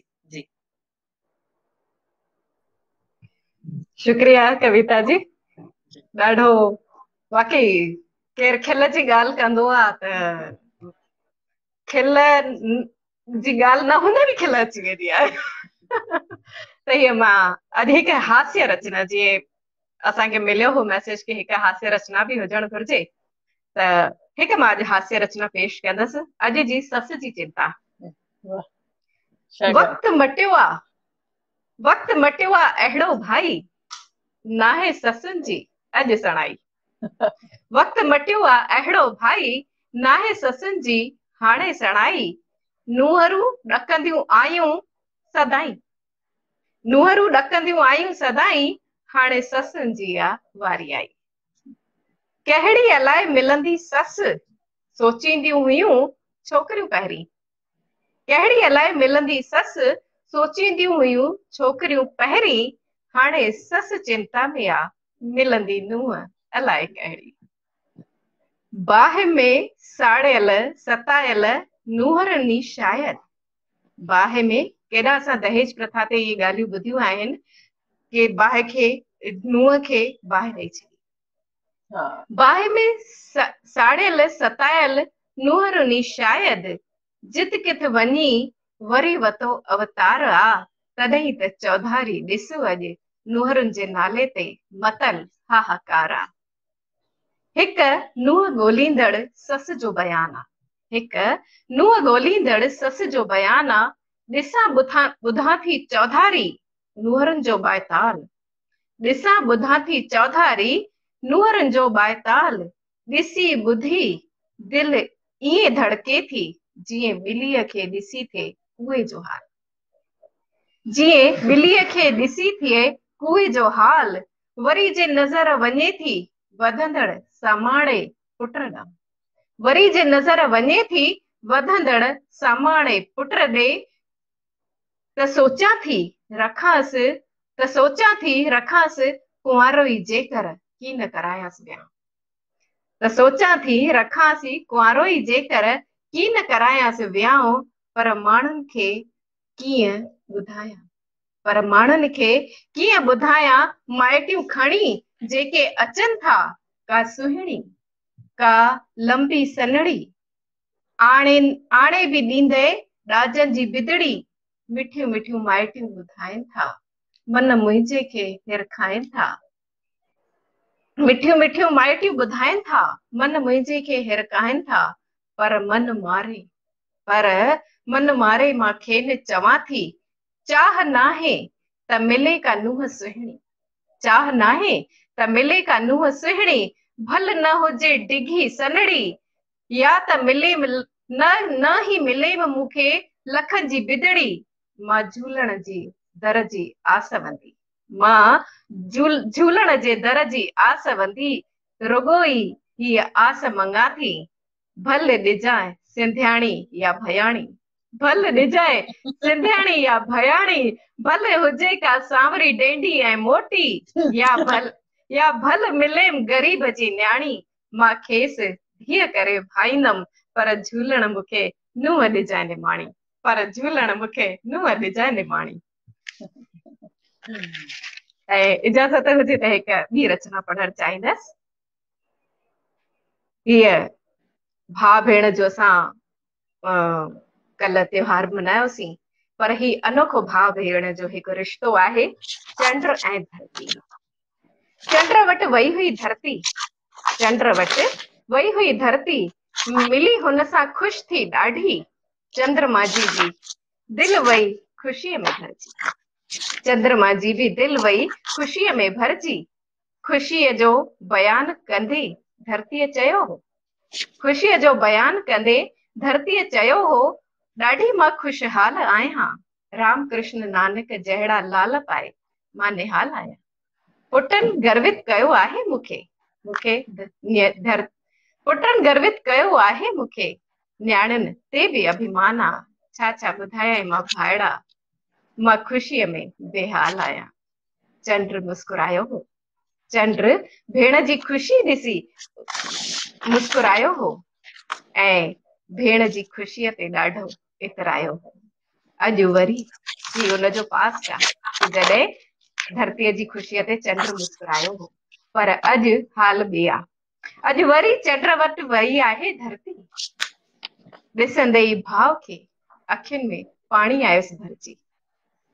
ॾिसंदे ई भाव खे अखियुनि में पाणी आयुसि भरिजी, रुअंदे रुअंदे ॿोले थी भाइड़ा, रुअंदे रुअंदे ॿोले थी, मन पंहिंजे जा राज़ खोले थी ऐं रुअंदे रुअंदे चवे थी, भाइड़ा मुंहिंजो बोझ घटाए, भाइड़ा मुंहिंजो बोझ घटाए, मन मुंहिंजे जी मूंझ मिटाए, मुंहिंजे राम कृष्ण नानक जूं पीढ़ियूं अॼु मूंखे कटे रहियूं आहिनि। मुंहिंजे राम कृष्ण नानक जूं पीढ़ियूं अॼु मूंखे कटे रहियूं आहिनि, जियां थी मां पर मुंहिंजियूं नीलामियूं लॻाए रहियूं आहिनि। मुंहिंजी विशाल हंज हींअर सुसी नंढड़ी थी रही आहे, मुंहिंजी विशाल हंज सुसी नंढड़ी थी रही आहे। हिकु पुट खे त महिल, हिकु पुट खे त महल, ॿिए खे झोपड़ी बि न आहे, हिक खे त महल वॾा वॾा, ॿिए खे झोपड़ी बि न आहे। ॿुधी भेण जो हाल, चंड जी अखियुनि में पाणी भरिजी आयो। ॿुधी चंड जो हाल, ॿुधी धरतीअ जो हाल, चंड जी अखियुनि में पाणी भरिजी आयो। आवाज़ बि लड़खड़ायो, तॾहिं बि दिलासो ॾींदे भेण खे चयई, भेण अॼु रखड़ीअ जी लॼ रखंदुसि, भेण अॼु रखड़ीअ जी लॼ रखंदुसि, तुंहिंजो बोझ घटाईंदुसि, तुंहिंजे ॿारनि खे मां अपनाईंदुसि, मोकिले ॾिजां उन्हनि खे, उन्हनि लाइ मां हिते घर ठाहींदुसि, उन्हनि लाइ मां हिते घर ठाहींदुसि। हींअर त चंड खां सवाइ मंगल ते बि जीवन ॻोल्हे पियो माण्हू, त वाकई धरतीअ जो ई बोझ चंड ज़रूर घटाईंदो। धन्यवाद। वाह वाह शोभा दीदी, वाह, सचमुच सचमुच शोभा जी, तव्हांखे जीअं लाइव ॾिसंदा आहियूं हींअर बि ईअं पिया था महसूस कयूं कि जेके तव्हां ही भाउ भेण जे रिश्ते ते हेॾा ख़ूबसूरत लफ़्ज़ ॾिना, भाउ भेण जे रिश्ते ते, हुनजी अहमियत ते, ऐं उनखे जंहिं नज़रिए सां तव्हां ॾिठो, जंहिं तरीक़े सां तव्हां सम्झो, उहो तव्हांजो हासिल आहे, उहो सचपच सचपच तमामु आनंद आणियो। ऐं दिलि त थिए थी कि हर हिकु रचना खां पोइ ताड़ियूं वॼायां वेही करे, पर ईअं थो लॻे अकेली वॼाईंदमि त घर जा 4 ॼणा अची करे हिते ई बीह रहंदा कि करी छा पई थी तूं, मतलब दिस इज शो या अकेली वेही करे पई थी। पर आनंद आनंद खे जॾहिं असां महसूस कंदा आहियूं त हुनजे लाइ कोई कारण न खपंदो आहे। ही त अॼु तव्हां सभु कारण बणिजी आया आहियो कि असां सभु हिक ॿिए सां जेको ही असांजो ट्रांसफर थी रहियो आहे, असांजी ख़ुशियूं जेके ट्रांसफर थी रहियूं आहिनि, ख़ुशियूं हिक ॿिए खे विराए रहिया आहियूं, त इहो सभु सचमुच सचमुच असां सभिनी जो हासिल ई आहे। तव्हांजी घणी घणी महिरबानी शोभा जी, पंहिंजे क़रीब महसूस कयोसीं तव्हांखे, घणी घणी महिरबानी। साथियों, हाणे स्क्रीन ते जेका हिकु शख्सियत मौजूद अची रही आहे, उनजो नालो आहे नादिया मसंद, जिन जे नाले जे अॻियां डॉक्टर लॻल आहे। ऐं डॉक्टर बि हीअ साइकोलॉजिस्ट आहे, यानी साइकोलॉजी खे ॾाढो सुहिणो सम्झंदी आहे। लिखण त हिननि जो छॾे ई ॾियो, हुनजे बारे में त मूंखे लॻंदो आहे कि मां अगरि हुन बारे में ॻाल्हाईंदमि त मां पंहिंजो पाण खे ॾाढो नंढो महसूस कंदी आहियां हुनखे ॻाल्हाइण में, छो त जंहिं नज़रिए सां हिननि ज़िंदगीअ खे ॾिठो आहे उहो अद्भुत आहे। ऐं हिननि छो त साइकोलॉजिस्ट आहिनि त साम्हूं वारे जेके हिननि जे साम्हूं जेको हिननि सां मिलंदो आहे न, उनजी बि ॻाल्हि खे सम्झी वठंदी आहिनि, उन्हनि जे दिमाग़ में छा पियो थी हले, दिलि खे छा पियो थो, दिलि में छा पियो थो हले, उनखे बि महसूस करे वठंदी आहे हीअ कवियत्री।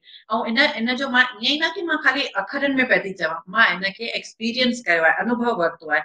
थियो छा कि हिकु भेरो असां ॿिन्ही खे हिकु भेरो कमरो शेयर करण जो मौक़ो मिलियो कंहिं कार्यक्रम में, ऐं जॾहिं हिननि सां शेयर थियो कि त जेको मुंहिंजे दिमाग़ में पियो हले ही ॿुधाए पिया छॾनि, तॾहिं मूंखे सम्झ में आयो कि हे साइकोलॉजिस्ट बि अगरि आहे त कोई ईअं ई न खाली पढ़ाई न कई अथई, हिन सचमुच हुन पंहिंजे जेको हिन डिग्री वरिती आहे, जेका हिन पढ़ाई कई आहे, उनखे ग्रेस्प कयो आहे ऐं उनखे पंहिंजे प्रैक्टिकल लाइफ में यूज़ पे थी करे, इस्तेमाल पे थी करे कि कविता अगरि कुझु सोचे पे थी त उनखे कीअं मां त जेको साम्हूं वारे इंसान खे सम्झी सघे, जॾहिं तव्हां इंसान खे सम्झण था लॻो, कंहिं शख़्सियत खे सम्झण था लॻो, त शायदि उनजी भावनाउनि खे सम्झो था ऐं भावनाउनि खे सम्झण खां पोइ तव्हां लफ़्ज़नि या शब्दनि जे मुक़ाम ताईं पहुची सघंदा आहियो।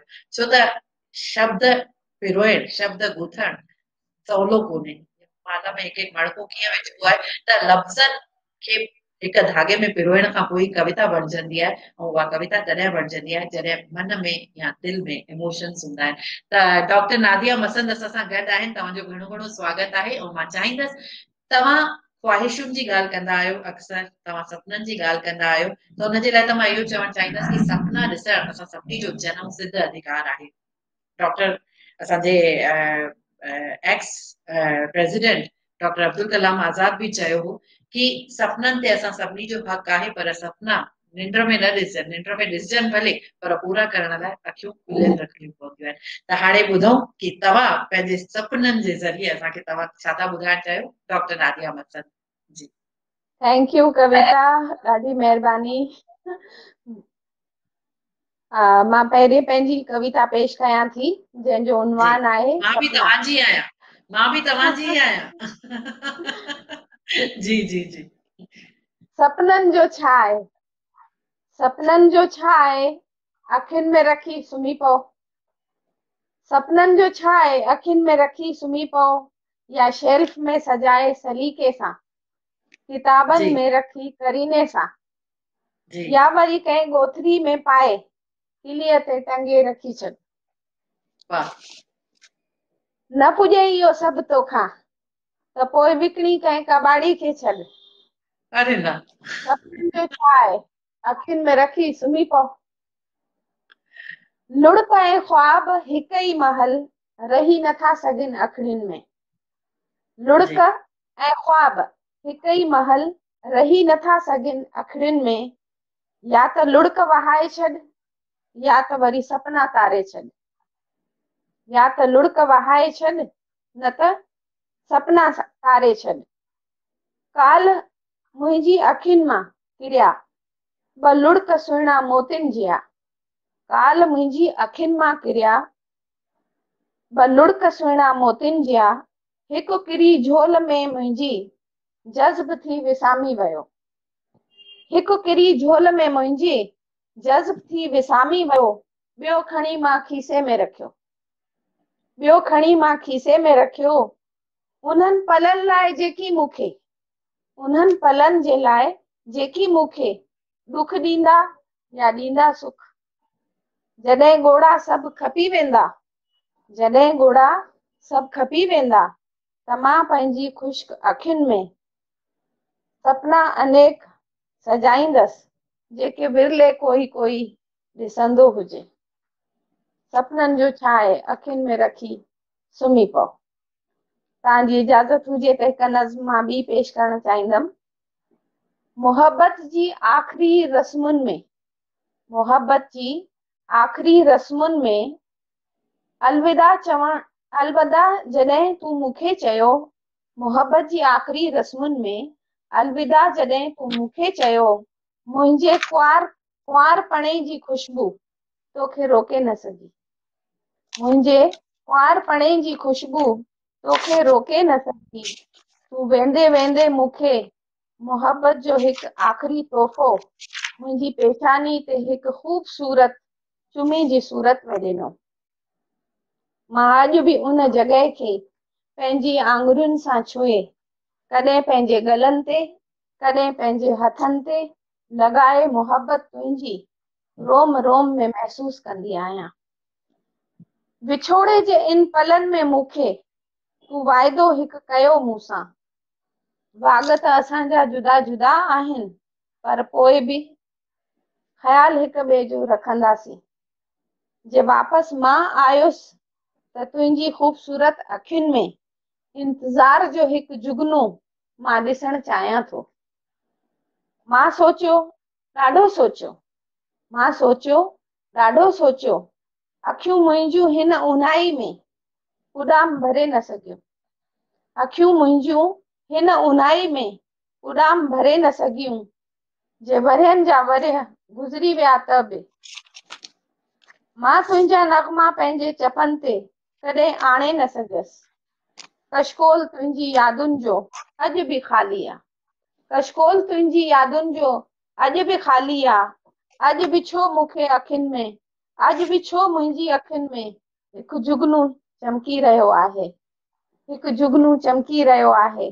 मोहबत जी आख़िरी रस्मुनि में अलविदा जॾहिं तो चयो, मुंहिंजे कुंवारपणे जी ख़ुशबू तोखे रोके न सघी। Thank U.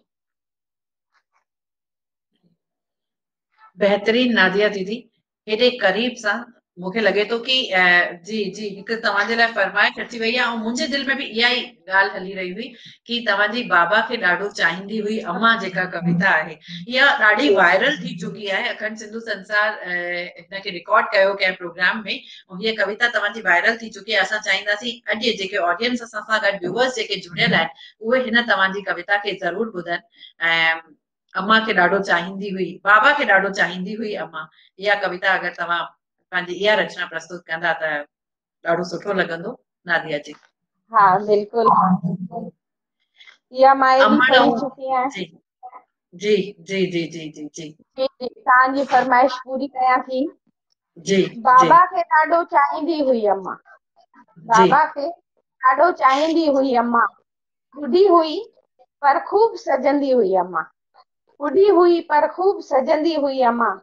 ॾिसण लाइ बाबा खे ॾिया पाईंदी हुई अम्मा। ॾिसण लाइ बाबा खे ॾिया पाईंदी हुई अम्मा। ढके पोती सां मुंहुं अंदर मुश्कंदी हुई अम्मा। बाबा खे ॾाढो चाहींदी हुई अम्मा। खंघ खुड़के सां अचण जो ॿुधाईंदो हुयो बाबा। खंघ खुड़के सां अचण जो ॿुधाईंदो हुयो बाबा। पाणी ॾियण जे बहाने सॾाईंदो बि हुयो बाबा। तिझो अचिजांइ चई हथ धीरे सां दॿाईंदो हुयो बाबा। कुझु खपेव चई शर्माईंदी हुई अम्मा। बाबा खे ॾाढो चाहींदी हुई अम्मा। बाबा खे मानी कुट जी थाली में मिलंदी ॾींदी हुई अम्मा। बाबा खे मानी कुट जी थाली में ॾींदी हुई अम्मा। झझो गीहु फुल्के ते लॻाईंदी हुई अम्मा। बाबा जे कपिड़नि खे सोटी बि न हणंदी हुई अम्मा। बाबा जे कपिड़नि खे सोटी बि न हणंदी हुई अम्मा। प्यार सां लसारे लसारे कपिड़ा रखंदी हुई अम्मा। चेटी चंड हुजे या हुजे को बि ॾिणु वॾो, चेटी चंड हुजे या हुजे को बि ॾिणु वॾो, बाबा खे श्रद्धा सां फेरे पवंदी हुई अम्मा। ॻाल्हि घर जी जे बिगड़ण वारी हुजे, ॻाल्हि घर जी का बिगड़ण वारी हुजे, सॼे घर खे मथे ते खणंदी हुई अम्मा। बाबा खे ॾाढो चाहींदी हुई अम्मा। रोंदे रोंदे मां खिलण लॻंदी हुयसि। रोंदे रोंदे मां खिलण लॻंदी हुयसि। किटकिटाई जॾहिं पेट में कंदी हुई अम्मा। मथे हथड़ा फेराए पोइ प्यार सां थपकाए। मथे हथड़ा फेराए पोइ प्यार सां थपकाए सॼा सूर झट में मिटाईंदी हुई अम्मा। बाबा खे ॾाढो चाहींदी हुई अम्मा। मूंखे ॼण सेज मिली वेंदी हुई। मूंखे ॼण सेज मिली वेंदी हुई। मेले में जॾहिं हंज खणंदी हुई अम्मा। उहे ई मसाला उहो ई तेल आहे रोटी में। उहे ई मसाला उहो ई तेल आहे रोटी में। उहो स्वाद अहिड़ा किथां आणींदी हुई अम्मा। विर्त जा बहाना भूखे रहण जा तरीक़ा कई। सुख ॾियण लाइ अहिड़ा दावा कंदी हुई अम्मा। काल चांड्रोकी वारनि में ॾिसी चांड्रोकी वारनि में मुंहिंजे नादिया ॾिठुमि चंड ते कंहिं भउ सां ॾकंदी हुई अम्मा। बाबा खे ॾाढो चाहींदी हुई अम्मा। ॿुढी हुई पर खूब सजंदी हुई अम्मा। Thank U. तमामु बहितरीन नादिया जी। ऐं तव्हांजूं इहे रचनाऊं सचपच डायरेक्ट असांजे दिलि में लैंड कंदियूं आहिनि, जेके इमोशन सां हेतिरियूं भरियल हूंदियूं आहिनि कि मतलब बाबा जे कपड़नि खे अम्मा सोटी ताईं न लॻाईंदी हुई। इहो सोचे करे न, यू नो, जेका स्त्री स्वभाव आहे, जेको स्त्रीअ जो बेसिक स्वभाव आहे कि करुणा ऐं दया ऐं प्यार जंहिंखे असां चऊं था, इहो रूप जेको आहे उहो हिन रचना में केॾो नंद कुमार सनमुखानी साहब जो अची वियो। जेका ॻाल्हि मां चई कि बाबा जे कपड़नि खे सोटी बि न हणंदी हुई अम्मा, वाह। मतलब ही ख़्याल मतलब इट्स बियॉन्ड इमेजिनेशन। ॾाढो सुहिणो, ॾाढो सुहिणो। तव्हांजी घणी घणी महिरबानी, तव्हां असांजे हिन शो में आया। ऐं हाणे मूंसां गॾु अनिता जी ऐं सुनीता जी स्क्रीन ते आहिनि, पर मां आमंत्रित करे बि रही आहियां हाणे हिकिड़ी अहिड़ी कवियत्रीअ खे, नादिया जी सां मां चाहींदसि कि तव्हां बैक स्टेज रहो। सिंधी साहित्य जगत में घटि ई कवियत्रियूं अहिड़ियूं थियूं आहिनि जेके सिंधीअ सां गॾु गॾु हिंदी साहित्य जगत में बि पंहिंजो रुतबो रखंदा हुजनि। त अहिड़ी हिकु कवियत्री जेका हिंदी ऐं सिंधी जी बिल्कुलु अद्भुत कवियत्री आहे ऐं गद्य में बि उन्हनि जो ओतिरो ई होल्ड आहे। हिननि जेको आहे जी मूंसां गॾु स्क्रीन ते आहिनि जया जादवानी जी, इहो तय आहे। त साथियों, मां चई रही हुयमि कि स्त्रीअ जे हिक पक्ष खे त असां ॾिठोसीं, पर जया जी खे जेको मां महसूस कयो आहे कि अॼु असांजो जेको रुतबो आहे, जेके हिंदी जगत में जेको रुतबो आहे, उन ते सिंधी समाज हमेशह प्राउड फील कंदो आहे, फ़ख़ुरु महसूस कंदो आहे। हिननि जूं जेके रचनाऊं आहिनि, स्त्री मैं बचा लूंगी उसे, तेरी का जादू, सदी का सबसे भयावह सच, ऐं मां जेका अॼु बोल्डनेस तव्हांजी रचनाउनि में ॾिसंदी आहियां, कवियत्रियुनि त ॾाढियूं आहिनि सिंधीअ में, पर जेका बोल्डनेस मां फील कंदी आहियां तव्हांजी रचनाउनि में, उहा मूंखे ॿियो किथे नज़र न ईंदी आहे। जंहिं बेबाकी सां जेके अनछुआ पहलू आहिनि स्त्रीअ जे शख़्सियत जा, स्त्रीअ जे पर्सनैलिटी जा, उन्हनि अनछुअनि पहलुनि खे तव्हां छुअण में कामयाब थिया आहियो। त this is the very positive aspect जया जी जो, ॾाढो पॉजिटिव एक्सपेक्ट आहे उहो। ऐं मैं शब्द हूं करे हिननि जो हिकु कविता संग्रह अनंत संभावनाओं के बाद की आहे। मां चाहींदसि कि हाणे वधीक ॾाढो ॻाल्हाइण थी चाहियां, छो त तव्हांजी कहाणियुनि सां मां ॾाढी इम्प्रेस्ड आहियां। ऐं ज़िंदगीअ जी जदोजहद में पढ़ण जो वक़्तु घटि मिलंदो आहे, पर मूंखे तव्हांजी हिकु लाइन हमेशह यादि ईंदी आहे। तव्हां चवंदा आहियो जे लिखणो अथव त पढ़ो पोइ। ऐं उहा मुंहिंजे लाइ उहा लाइन तव्हांजी मुंहिंजे लाइ ॾाढी मोटिवेटिंग आहे कि लिखणु चाहियो था त पढ़णु शुरू कयो। त इहो अगरि केरु फॉलो करे, तव्हां खां ॿुधण खां पोइ कोशिशि करण जी, ऐं ॾाढे दिलि सां तव्हांजो स्वागत आहे जया जादवानी। कविता जी, मुंहिंजी आवाज़ साफ़ अचे थी? बिल्कुलु बिल्कुलु साफ़ थी अचे। सभिनी खां पहिरीं मां जेका पंहिंजी रचना थी पढ़ां, इहा अॼु जी ॾाढी सुविधाजनक शइ आहे, पर हिन माण्हुनि जो सभिनी खां वधीक नुक़सान कयो आहे, हीअ आहे मोबाइल। मिट माइट खणी वियो, अबो अमड़ खणी वियो। मिट माइट खणी वियो, अबो अमड़ खणी वियो असांजूं सूरतूं, मुखौटो मुंहं ते हणी वियो। खणी वियो असांजी सूरतूं, मुखौटो मुंहं ते हणी वियो। दोस्त फोन ते, ॿार फोन ते, दोस्त फोन ते, ॿार फोन ते, खिलियूं फोन ते, रोऊं फोन ते। वॾाइप विञाए वियो वॾनि जी, ॿारनि जो ॿालपन खणी वियो। वॾाइप विञाए वियो वॾनि जी, ॿारनि जो ॿालपन खणी वियो। सुख चैन लुटे वियो, तार गुलनि जी पटे वियो। हाय हाय ही स्मार्ट फोन, निंड अखियुनि जी खणी वियो। हाय हाय ही स्मार्ट फोन, निंड अखियुनि जी खणी वियो। कॾहिं हंध में, कॾहिं हंज में, कॾहिं पंध में, कॾहिं संध में, एॾो त पंहिंजो थी वियो आ, तारो अख जो बणी वियो। ॿार ॾिठो हफ़्ते खां पोइ, महीननि बैदि ज़ाल ॾिठी। ॿार ॾिठो हफ़्ते खां पोइ, महीननि बैदि ज़ाल ॾिठी। सालनि बैदि ॾिठो बाबे खे, अम्मा त यादि ई नथी अचे। सालनि बैदि ॾिठो बाबे खे, अम्मा त याद ई नथी अचे, रिश्ता सभु खणी वियो ऐं धूड़ मुंहं में हणी वियो। रिश्ता सभु खणी वियो ऐं धूड़ मुंहं में हणी वियो। हाय हाय ही स्मार्ट फोन निंड अखियूं जी खणी वियो। मुंहिंजी ॿी रचना आहे थोरो ॾुखियो आहे। वॾे वाके सच चवण थोरो ॾुखियो आहे। पंहिंजी राह पाण ठाहिण थोरो ॾुखियो आहे। वॾे वाके सच चवण थोरो ॾुखियो आहे। पंहिंजी राह पाण ठाहिण थोरो ॾुखियो आहे। शादी बि जिस्म विकण जो हिकु रूप आहे। शादी बि जिस्म विकण जो हिकु रूप आहे। पर तुंहिंजो इहो मञण थोरो ॾुखियो आहे। पर तुंहिंजो इहो मञण थोरो ॾुखियो आहे। घुरी थो जे समूरो धार कुवत बि वठण जी। घुरी थो जे समूरो धार कुवत बि वठण जी। कटे पाण खे टुकर करण थोरो ॾुखियो आहे। कटे पाण खे टुकर करण थोरो ॾुखियो आहे। सवलो आहे वण खे को आकार ॾियण। सवलो आहे वण खे को आकार ॾियण। कंहिं ॿिज खे वण करण थोरो ॾुखियो आहे।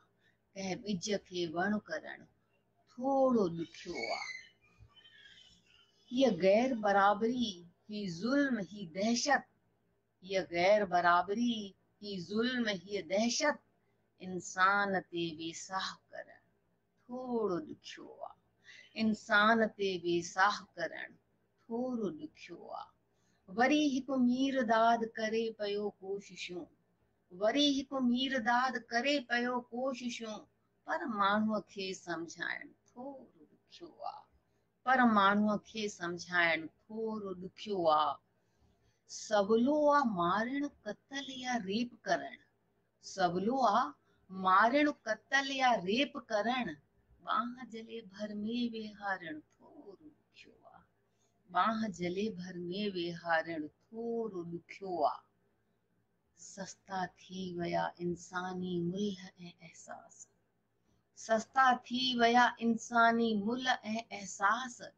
इंसान जो इंसान सॾाइण थोरो ॾुखियो आहे। ॾुखियूं थी वयूं सभु सवलियूं शयूं। ॾुखियूं थी वयूं सभु सवलियूं शयूं। हिननि खे वरी सवलो करण थोरो ॾुखियो आहे। ऐं ही लास्ट ॿ लाइनूं। ॻाल्हि इश्क जी करे थो हर कोई लेकिन। ॻाल्हि इश्क जी करे थो हर कोई लेकिन। इश्क इलाही दात सम्झाइण थोरो ॾुखियो आहे। इश्क इलाही दात सम्झाइण थोरो ॾुखियो आहे। Thank you very much. बेहद खूबसूरत बेहद खूबसूरत है। तव्हां त चयो थोरो ॾुखियो आहे, पर मूंखे लॻे थो कि थोरो ॾुखियो आहे। ही जीवन जेको आहे असांजे लाइ जेको बि ॻाल्हि कयूं उहो जीवन जेको आहे सभु हादसनि ऐं तकलीफ़ुनि सां थियल आहे। ऐं इन जीवन में कलम कोई बि हलाईंदो आहे, स्याही कंहिं ॿिए जी, शब्द कोई ॿियो ॾींदो आहे ऐं तहरीर कंहिं ॿिए जी हूंदी आहे। ख़ाली जीवन असांजो हूंदो आहे। इहा हिकु सच्चाई हक़ीक़त आहे जेका किथे न किथे असांखे हूंदी आहे, पर हिन खे ॿाहिरि खणी निकिरण ईश्वर तव्हांखे ॾिनी आहे। बेहद खूबसूरत। I am really touched. ॾाढो ॾाढो महिरबानी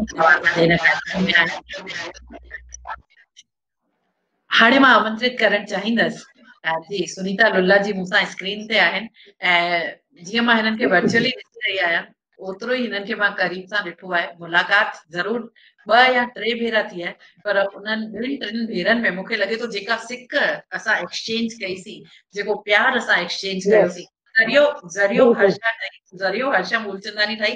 पर सचमुच दीदी भले 2-3 भेरा मिलिया आहियूं, असां ॿिन्ही में जेको एक्सचेंज ऑफ इमोशंस थियो उहो मां कॾहिं न विसरंदी आहियां, उहो मूंखे हमेशह मुंहिंजे ज़हन में मां बि रहंदो न विसरंदी रहंदो आहे। जी, त मां सुनीता जी जे बारे ओके में ॿुधायां कि हैदराबाद मां आहिनि ऐं असां सां मिलण में अलाए छो असांखे एतिरो वक़्तु लॻी वियो, ईश्वर सां सभिनी खे हिननि सां मिलाइण में अलाए छो एतिरो वक़्तु लॻायो, पर पिछले 2-3 सालनि खां असां संपर्क में आहियूं।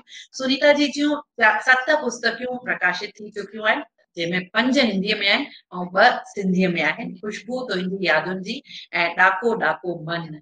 त जॾहिं डाको डाको मन जी ॻाल्हि कजे थी या भावनाउनि जी ॻाल्हि कजे थी, अॼु मूंखे लॻे थो मां जिते हूंदी आहियां उते शायदि ई इमोशन्स जी ॻाल्हि वधीक कंदी आहियां, या शायदि मूंखे वणंदो बि उहो आहे, मां उनजे आसे पासे में मुंहिंजी ज़िंदगी रही आहे त मां उहो ई ॿुधणु चाहींदी आहियां। हिननि खे जेके पुरस्कार मिली चुकिया आहिनि उन्हनि में 2018 सितंबर में सुगना महिला साहित्य पुरस्कार हैदराबाद में तव्हांखे हासिल थियो आहे। 2019 मार्च में इंटरनेशनल विमेन्स डे अवार्ड तव्हांखे लायंस क्लब ऑफ इंडिया जे पारां मिलियो आहे बिलासपुर में।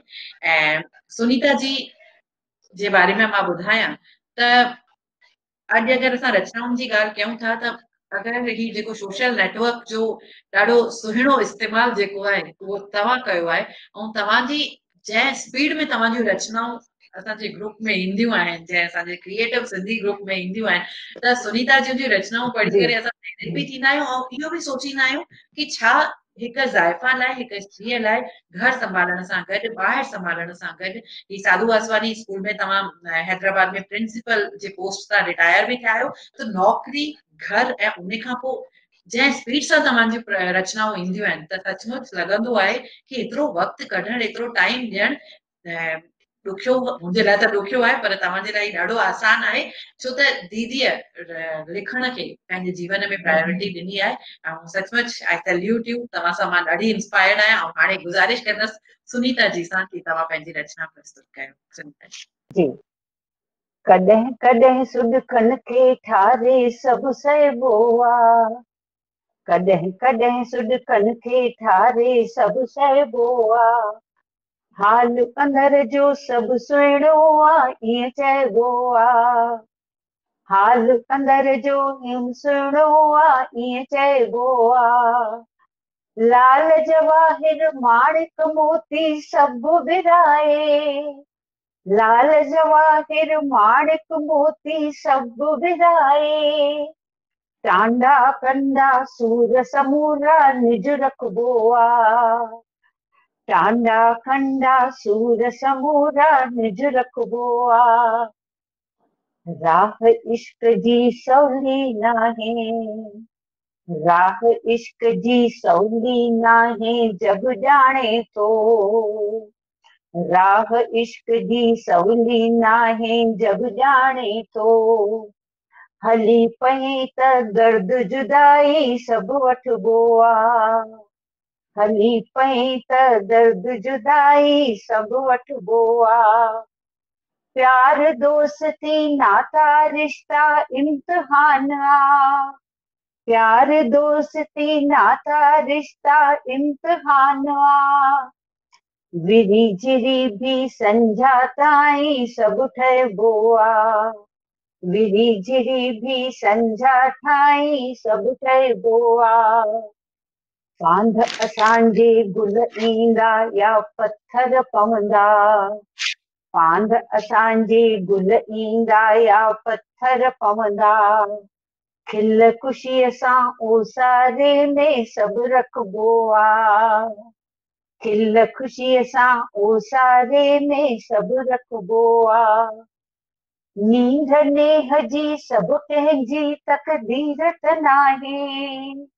नींद नेह जी सभु कंहिंजी तक़दीर त नाहे, हली वियासे मोटी ईंदा दग ॾिसबो आ, हली वियासे मोटी ईंदा दग ॾिसबो आ, आख़िरी शेर इजाज़त, उॾर पखीअरा वॾा उॾामी देस पराए, उॾर पखीअरा वया उॾामी देस पराए, मन परचाए पिण मुश्काए यादि कबो आ, मन मुश्काए पिण परचाए यादि कबो आ, यादि कबो आ।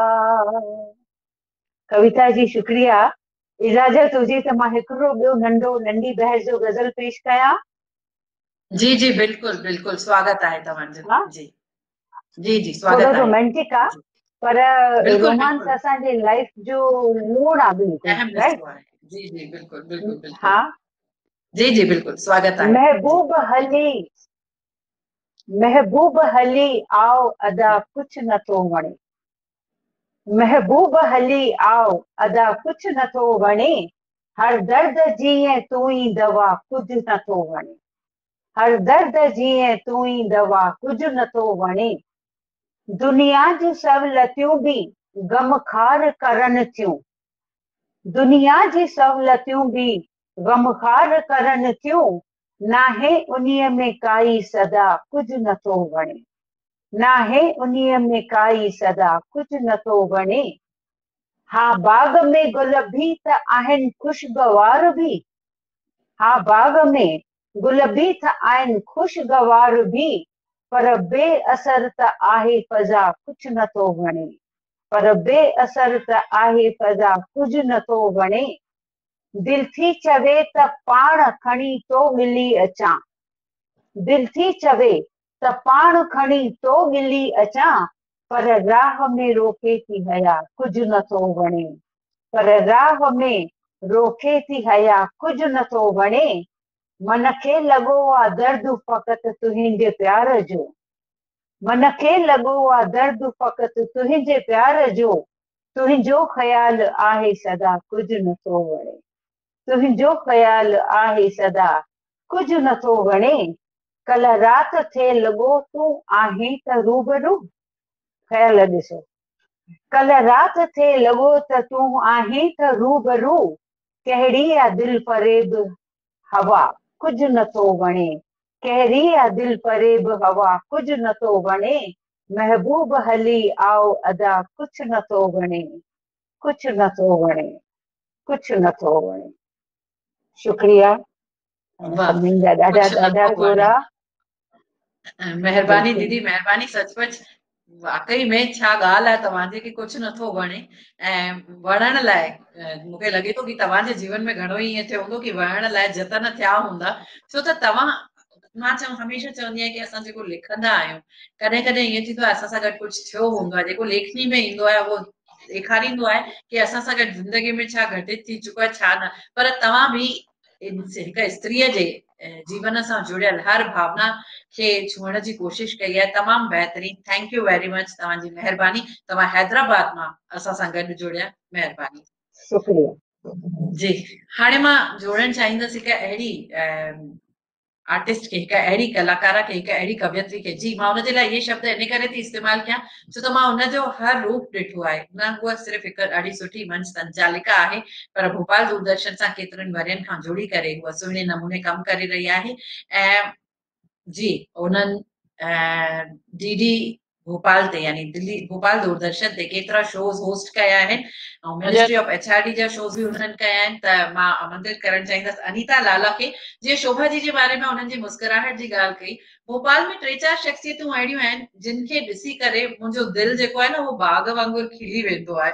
असां कॾहिं कॾहिं थींदो आहे न कि कॾहिं थोरो सो लो फील कंदा आहियूं या छा थींदो आहे, ऐं अहिड़ियूं शख़्सियतूं साम्हूं अची वञनि पंहिंजी मुस्कुराहट सां गॾु, त पोइ लॻंदो आहे कि अरे ज़िंदगी केतिरी ख़ुशगवार आहे, केतिरी हसीन आहे। त उन्हनि शख़्सियतुनि मां हिकु अनीता लाला जी बि आहे। तव्हांजो स्वागत आहे अनीता जी हिन राष्ट्रीय कवियत्री सम्मेलन में। ऐं मां ज़रूर इहा ॻाल्हि तव्हांखे चवणु चाहींदसि कि तव्हांजी जेका हीअ मुस्कुराहट आहे उहा अॼु त ख़बर कोन्हे, पर शायदि तव्हांजे कॉलेज टाइम में सचमुच हिन मुस्कुराहट जा कायल ॾाढा हूंदा। ऐं अनीता जी जेका पंहिंजी रचना प्रस्तुत कंदी, मूंखे मिलो, अगरि मिलियो अथव, हिननि खे मिलियो आहे अलादीन जो चिराग, पर अगरि मिलियो अथव त प्लीज़ प्लीज़ प्लीज़ थोड़नि ॾींहंनि लाइ मूंखे बि उधारो ॾेई छॾिजो। ज़रूर कविता जी, तव्हां मूंखे ॿुधी था सघो?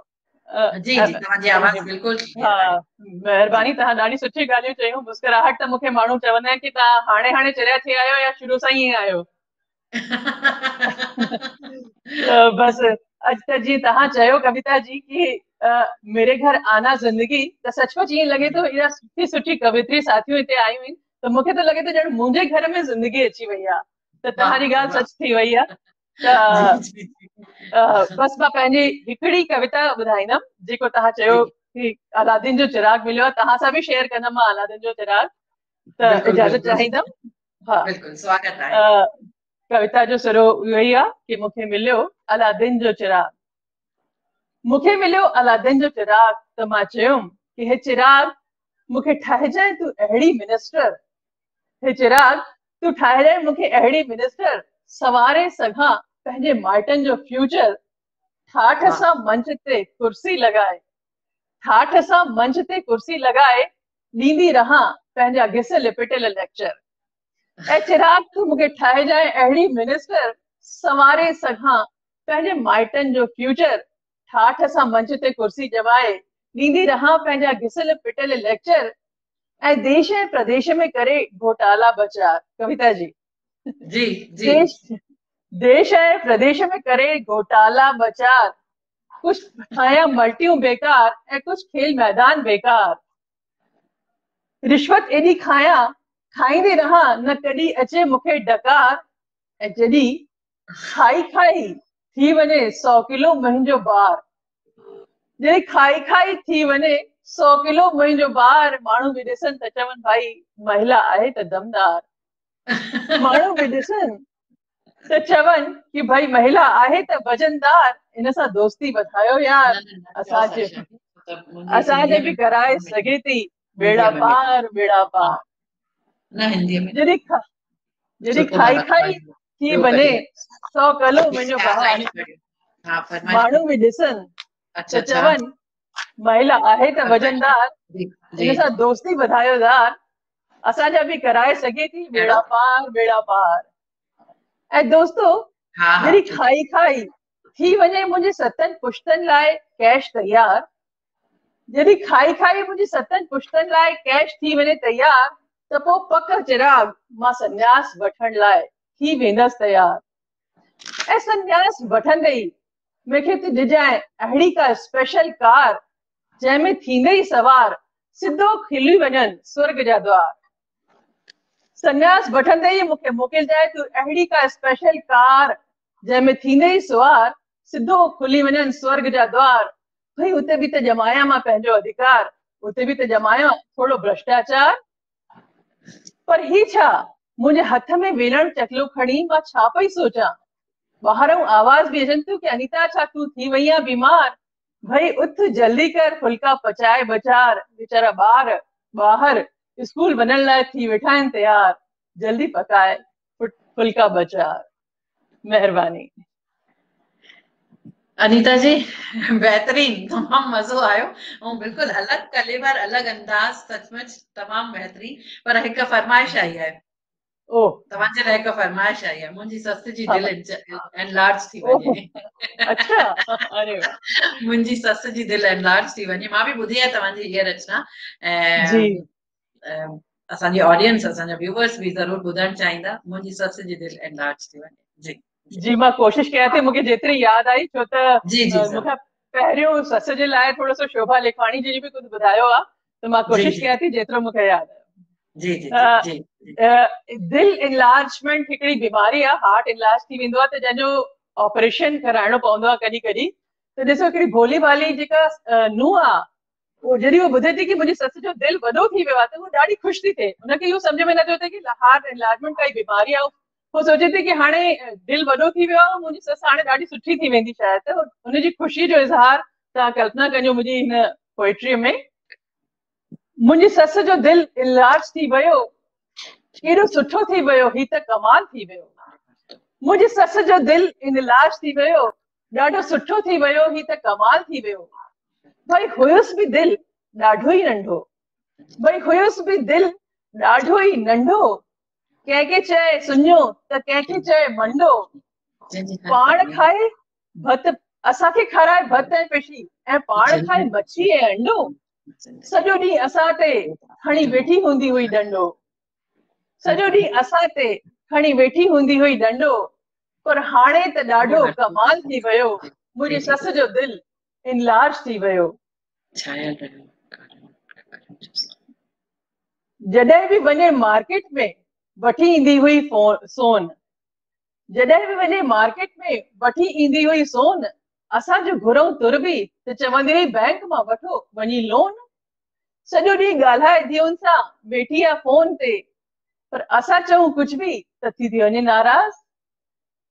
पर खिलण असांजो दुश्वार थी वियो हो, हाणे त ॾाढो सुठो थी वियो, ही त कमाल थी वियो। जॾहिं खां आई आहे हॉस्पिटल मां, ससु थी वई आहे ॾाढी सदोरी। जॾहिं खां आई आहे हॉस्पिटल मां, ससु थी वई आहे ॾाढी सदोरी। न घुरे थी काई थधी आइसक्रीम, न घुरे थी कुटी भोरी, रुगो पिए थी वेचारी चांहि, उहा बि थोरी थोरी। मां सच ॿुधायां तव्हांखे, मां रोआं थी चोरी चोरी। मूंखे बि चए थी राणी, मूंखे बि चए थी राणी, कॾहिं कॾहिं वेचारी हथ रखे थी मथे ते, चए थी तूं बि त आहीं कंहिंजी न्याणी। इहो हृदय परिवर्तन उनजो हिकु मिसाल थी वियो, ॾाढो सुठो थी वियो, ही त कमाल थी वियो। मां चवां थी ईश्वर खे वॾो कर सभिनी ससुनि जो दिल, छो त असांजो रिश्तो हाणे ससु नुंहंनि जो हिकु मिसाल थी वियो, ॾाढो सुठो थी वियो, ही त कमाल थी वियो। मुंहिंजो ससु जो दिल इनलार्ज थी वियो। महिरबानी। मुंहिंजे सस जो दिल इनलार्ज थी वियो। वाह, सचमुच सचमुच। हिन तव्हांजी रचना खे जॾहिं बि ॿुधंदा आहियूं त खिल बि ईंदी आहे, ऐं ॾाढो सुठो बि लॻंदो आहे कि तव्हांजो जेको नज़रियो आहे ॾिसण जो, तव्हां बि ऑब्ज़र्विंग। मूंखे हमेशह इहो लॻंदो आहे कि असां ज़ाइफ़ाऊं जेके जॾहिं बि कंहिं रचना खे रूप था ॾियूं, ठाहियूं था कंहिं रचना खे, त शायदि असां ऑब्ज़र्व कंदा आहियूं हर शइ खे, ऐं तॾहिं एतिरो सुठो लिखी सघंदा आहियूं या लिखी सघंदा। मां त ॾाढो घटि, छो त वक़्तु घटि, ॻाल्हाइण में वधीक वक़्तु वेंदो आहे मुंहिंजो। अगरि शायदि ॻाल्हाइणो एतिरो न पए त लिखण ते कॉन्सेंट्रेट करे सघूं। पर ठीकु आहे, चवंदा आहिनि न कि ज़िंदगी में जॾहिं जेका ज़िमेदारी ईश्वर असांखे ॾेई छॾे, उन ज़िमेदारीअ खे पूरो कजे, उन ज़िमेदारी खे सुहिणे नमूने निभाइजे, इहो बि ॾाढो सुठो थींदो आहे। मां हमेशह इहो सोचींदी आहियां कि असां जॾहिं लिखूं था त उन लिखण जे लाइ असांखे कुझु क़ाइदा कानून जेके मञणा पवनि था, उहे सिखी वठंदासीं ऐं उहे बारीकियूं सिखी वठंदासीं त शायदि असांजी लिखण में ओतिरी ई बारीकी ईंदी आहे, ओतिरी ई ख़ूबसूरत असांजो लिखण थींदो। त तव्हांजी ॾाढी ॾाढी महिरबानी। थैंक यू वेरी मच कि तव्हां असांजे हिन कवित्री सम्मेलन में भाग वरितो, तव्हां आया, महिरबानी। कविता दीदी जी जी जी मूंखे न कुछ ॻाल्हि ख़बर पई आहे। तव्हां रुगो नाले सां त कविता आहियो, इहा सॼी दुनिया खे ख़बर आहे। तव्हां हिकु सुहिणी मंच संचालिका बि आहियो, ऐं सिर्फ़ु देश न विदेश में बि तव्हांजे संचालन जो परचम लहराईंदो रहियो आहे। ऐं हर किथे, स्पेन में ॾिसूं, अमेरिका ॾिसूं, कैनेडा जो नालो ॿुधूं, दुबई, इवन लेह लद्दाख में बि तव्हां जेको सिंधी हिंदी सभिनीनि सां गॾिजी करे जेका पंहिंजी इमेज हिकु स्थापित कई आहे, उन सां के वाक़िफ़ कोन्हे, उहो त ॿुधाइण जी ज़रूरत ई कोन्हे। तव्हां हिकु सुठी दूरदर्शन ऐं रेडियो जी रंगमंच कलाकार बि रही चुका आहियो, ए ग्रेड आर्टिस्ट रही चुकिया आहियो, ऐं अॼु भी आहियो, बेशक आहियो। ऐं उन खां वधीक सभिनीनि खे पकड़े पकड़े नओं सिखण वारनि खे बि हिकदमि नओं सिखिया जंहिंखे चइबो आहे न, उनखे पकड़े पकड़े स्टेज ते आणे करे उन्हनि खे अदाकारीअ जा जौहर सेखारे उन्हनि जी स्टेज ते तव्हां वाह वाह कराई आहे। अहिड़ा तव्हां नाट्य निर्देशक बि आहियो, पर उन्हनि सभिनीनि खां वधीक तव्हां हिकु कविता आहियो, पंहिंजो पाण में हिकु कविता आहियो। ऐं कविता यानी एहसास, दिल जो एहसास। ऐं कविता कुझु कविता पढ़े बि न वञे, उहो त असां थियण कोन ॾींदासीं। आशा मां सिंधीअ में कोन लिखियो आहे अञा ताईं कुझु। दीदी भावनाऊं सिंधी ऐं हिंदी थोरी हूंदियूं आहिनि। भावना त भावना आहे, दिल जी गहराई, दिल जो एहसास, पंहिंजे अंदर जी भावनाउनि खे प्रस्तुति करणो आहे, बसि कहिड़े बि नमूने।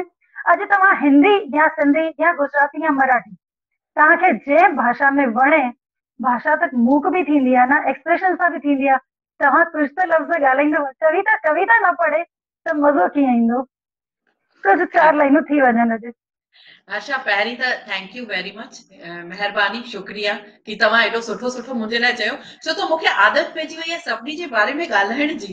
ही मंच संचालन जी ज़िमेदारी जॾहिं बि रहंदी आहे, मां हमेशह ॿियनि जे लाइ ॻाल्हाईंदी आहियां, सभिनी लाइ सुठा सुठा शब्द इस्तेमालु कंदी आहियां, पर इहो ॾाढो अद्भुत थींदो आहे ऐं ॾाढो घटि थींदो आहे ईअं कि मुंहिंजे लाइ केरु कुझु चए। ऐं अॼु तो जेके लफ़्ज़ तव्हां जेके बि ॻाल्हाया, मूंखे ईअं पियो लॻे कि it is all coming from heart. बिल्कुल इतना दिल में पैदा जेको तो उन जे लाइ एॾनि सालनि खां ॾिठो आहे, महसूस कयो आहे, ऐं मां न इहे सभिनीनि जे लफ़्ज़नि जी, सभिनीनि जे दिल जी ॻाल्हियूं आहिनि, मूंसां गॾु सभिनीनि जी भावनाऊं आहिनि।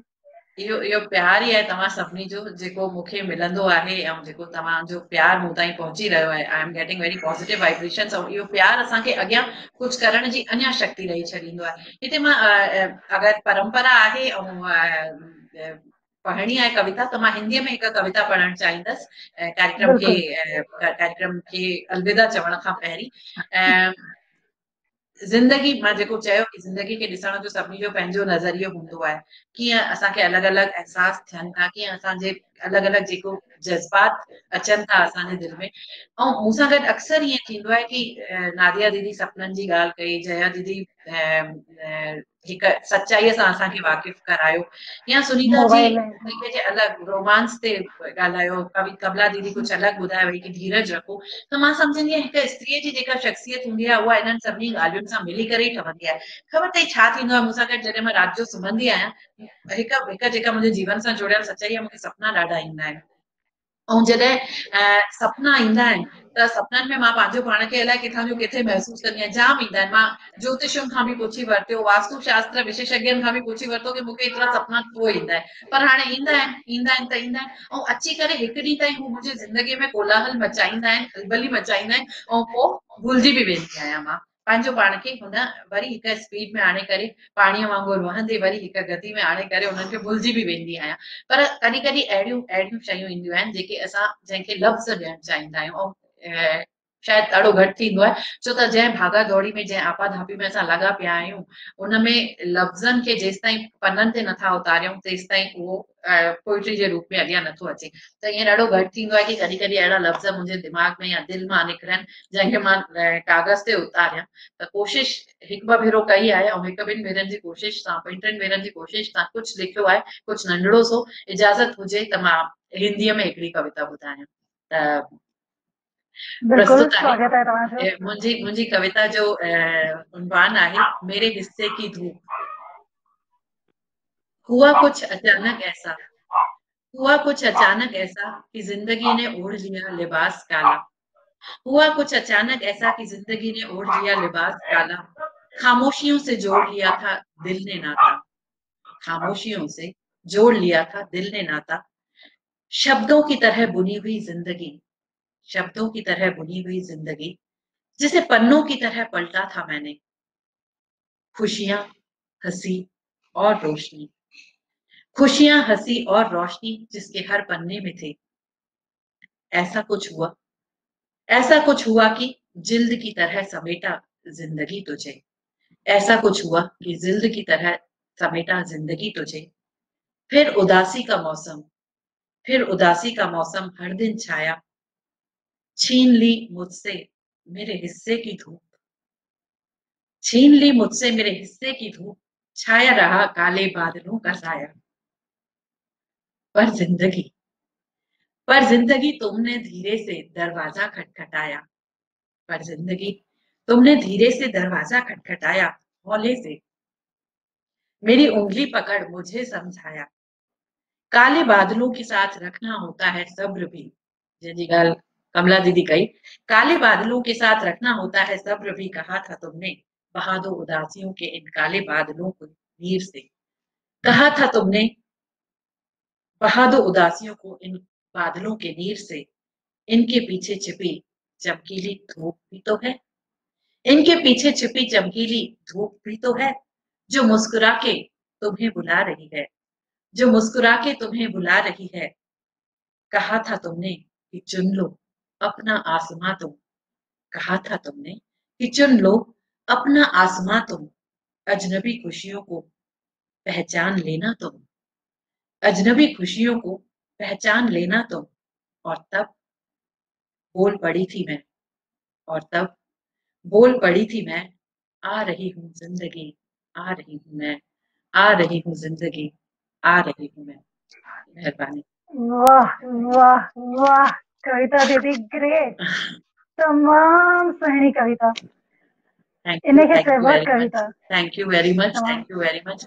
हर्षा, दिल ॾाढी थींदी आहे लिखण जी, शायद रिटायरमेंट खां पोइ जॾहिं वक़्तु मिलंदो, हालांकि मूंखे ख़बर आहे ॾाढी लेट थी चुकी हूंदमि मां तॾहिं, पर जॾहिं हिन ज़िंदगी जी हाणे त जद्दोजहद बि ख़तम थी वई आहे, घर में वेही करे असां जीअं ज़िंदगीअ खे ॻोल्हे रहिया आहियूं, ज़िंदगीअ खे पाइण जी कोशिशि करे रहिया आहियूं, मूंखे लॻे थो इन खां सुहिणी ॻाल्हि छा थी सघे। त हिनखे जी कमला दीदी जो मैसेज आयो आहे, सुठी रचना कविता सिंधीअ में तर्जुमो बि कयल आहे दीदी मुंहिंजो, पर वर्षा जीअं चयो कि करिणो आहे त मूंखे हिंदीअ वारी मूंखे यादि हुई, तंहिं करे मां हिंदीअ वारी प्रस्तुत कयमि, तर्जुमो कयल आहे मुंहिंजो हिन जो सिंधीअ में। ऐं हाणे मूंखे लॻे थो वक़्तु अची वियो आहे, मां बि थोरी इमोशनल थी रही आहियां कि अॼु असां, मां चाहींदसि ज्ञान भाऊ से गुज़ारिश कंदसि टेक्निकल टीम सां कि स्क्रीन ते जेके असां बैक स्टेज बि जेके मौजूद आहिनि उन्हनि सभिनी खे वठी अचनि, अगरि टेक्निकली पॉसिबल हुजे त हिन प्रोग्राम खे अंतिम दौर में वठी वञण खां पहिरीं नीलू जी असां सां गॾु आहिनि, शोभा जी असां सां गॾु आहिनि, सुनीता जी मूंसां गॾु आहिनि, सभिनी जी जेके हिते मौजूद आहियो, जेके तव्हां हिते कवियत्रियुनि खे रिप्रेज़ेंट करे रहिया आहियो, उन्हनि सभिनी जी दिलि सां महिरबानी कि अखंड सिंधु संसार पारां आयोजित हिन राष्ट्रीय कवियत्री सम्मेलन में अॼु असां सभिनी हिन हिकु वर्चुअल शो खे ज़िंदगी ॾिनी आहे, जीवन सां भरियल हुयूं असां सभिनी जूं रचनाऊं, ज़िंदगीअ जे अलॻि अलॻि पहलुनि खे छुअण जी कोशिशि कई सभिनी, ऐं मां तव्हां सभिनी जी थोराइती आहियां ऐं तव्हां सभिनी सां हिकु ॻाल्हि ज़रूरु चवंदसि कि कंहिं बि रचना खे पन्ने ते उकेरण लाइ, कागज़ ते उकेरण लाइ मूंखे ख़बर आहे जिगर जो खून खपंदो आहे, हितां सूर खपंदो आहे, त इहो जज़्बो, इहा हिमत असां सभु तव्हां सां गॾु मां बि, असां सभु पंहिंजो पाण में कायम रखूं ऐं खूब लिखंदा रहूं, खूब पढ़ंदा रहूं ऐं सिंधी कविता संसार खे हिकु ओज ताईं पहुचायूं, अहिड़ी ईश्वर दर कामना। तव्हां सभिनी जो शुक्रिया। अखंड सिंधु संसार पारां चवंदा आहिनि दुनिया गोल आहे, जे गोल आहे त ज़रूरु वरी कंहिं शो में गॾिजंदासीं। तव्हां सभिनी जी महिरबानी। नमस्कार।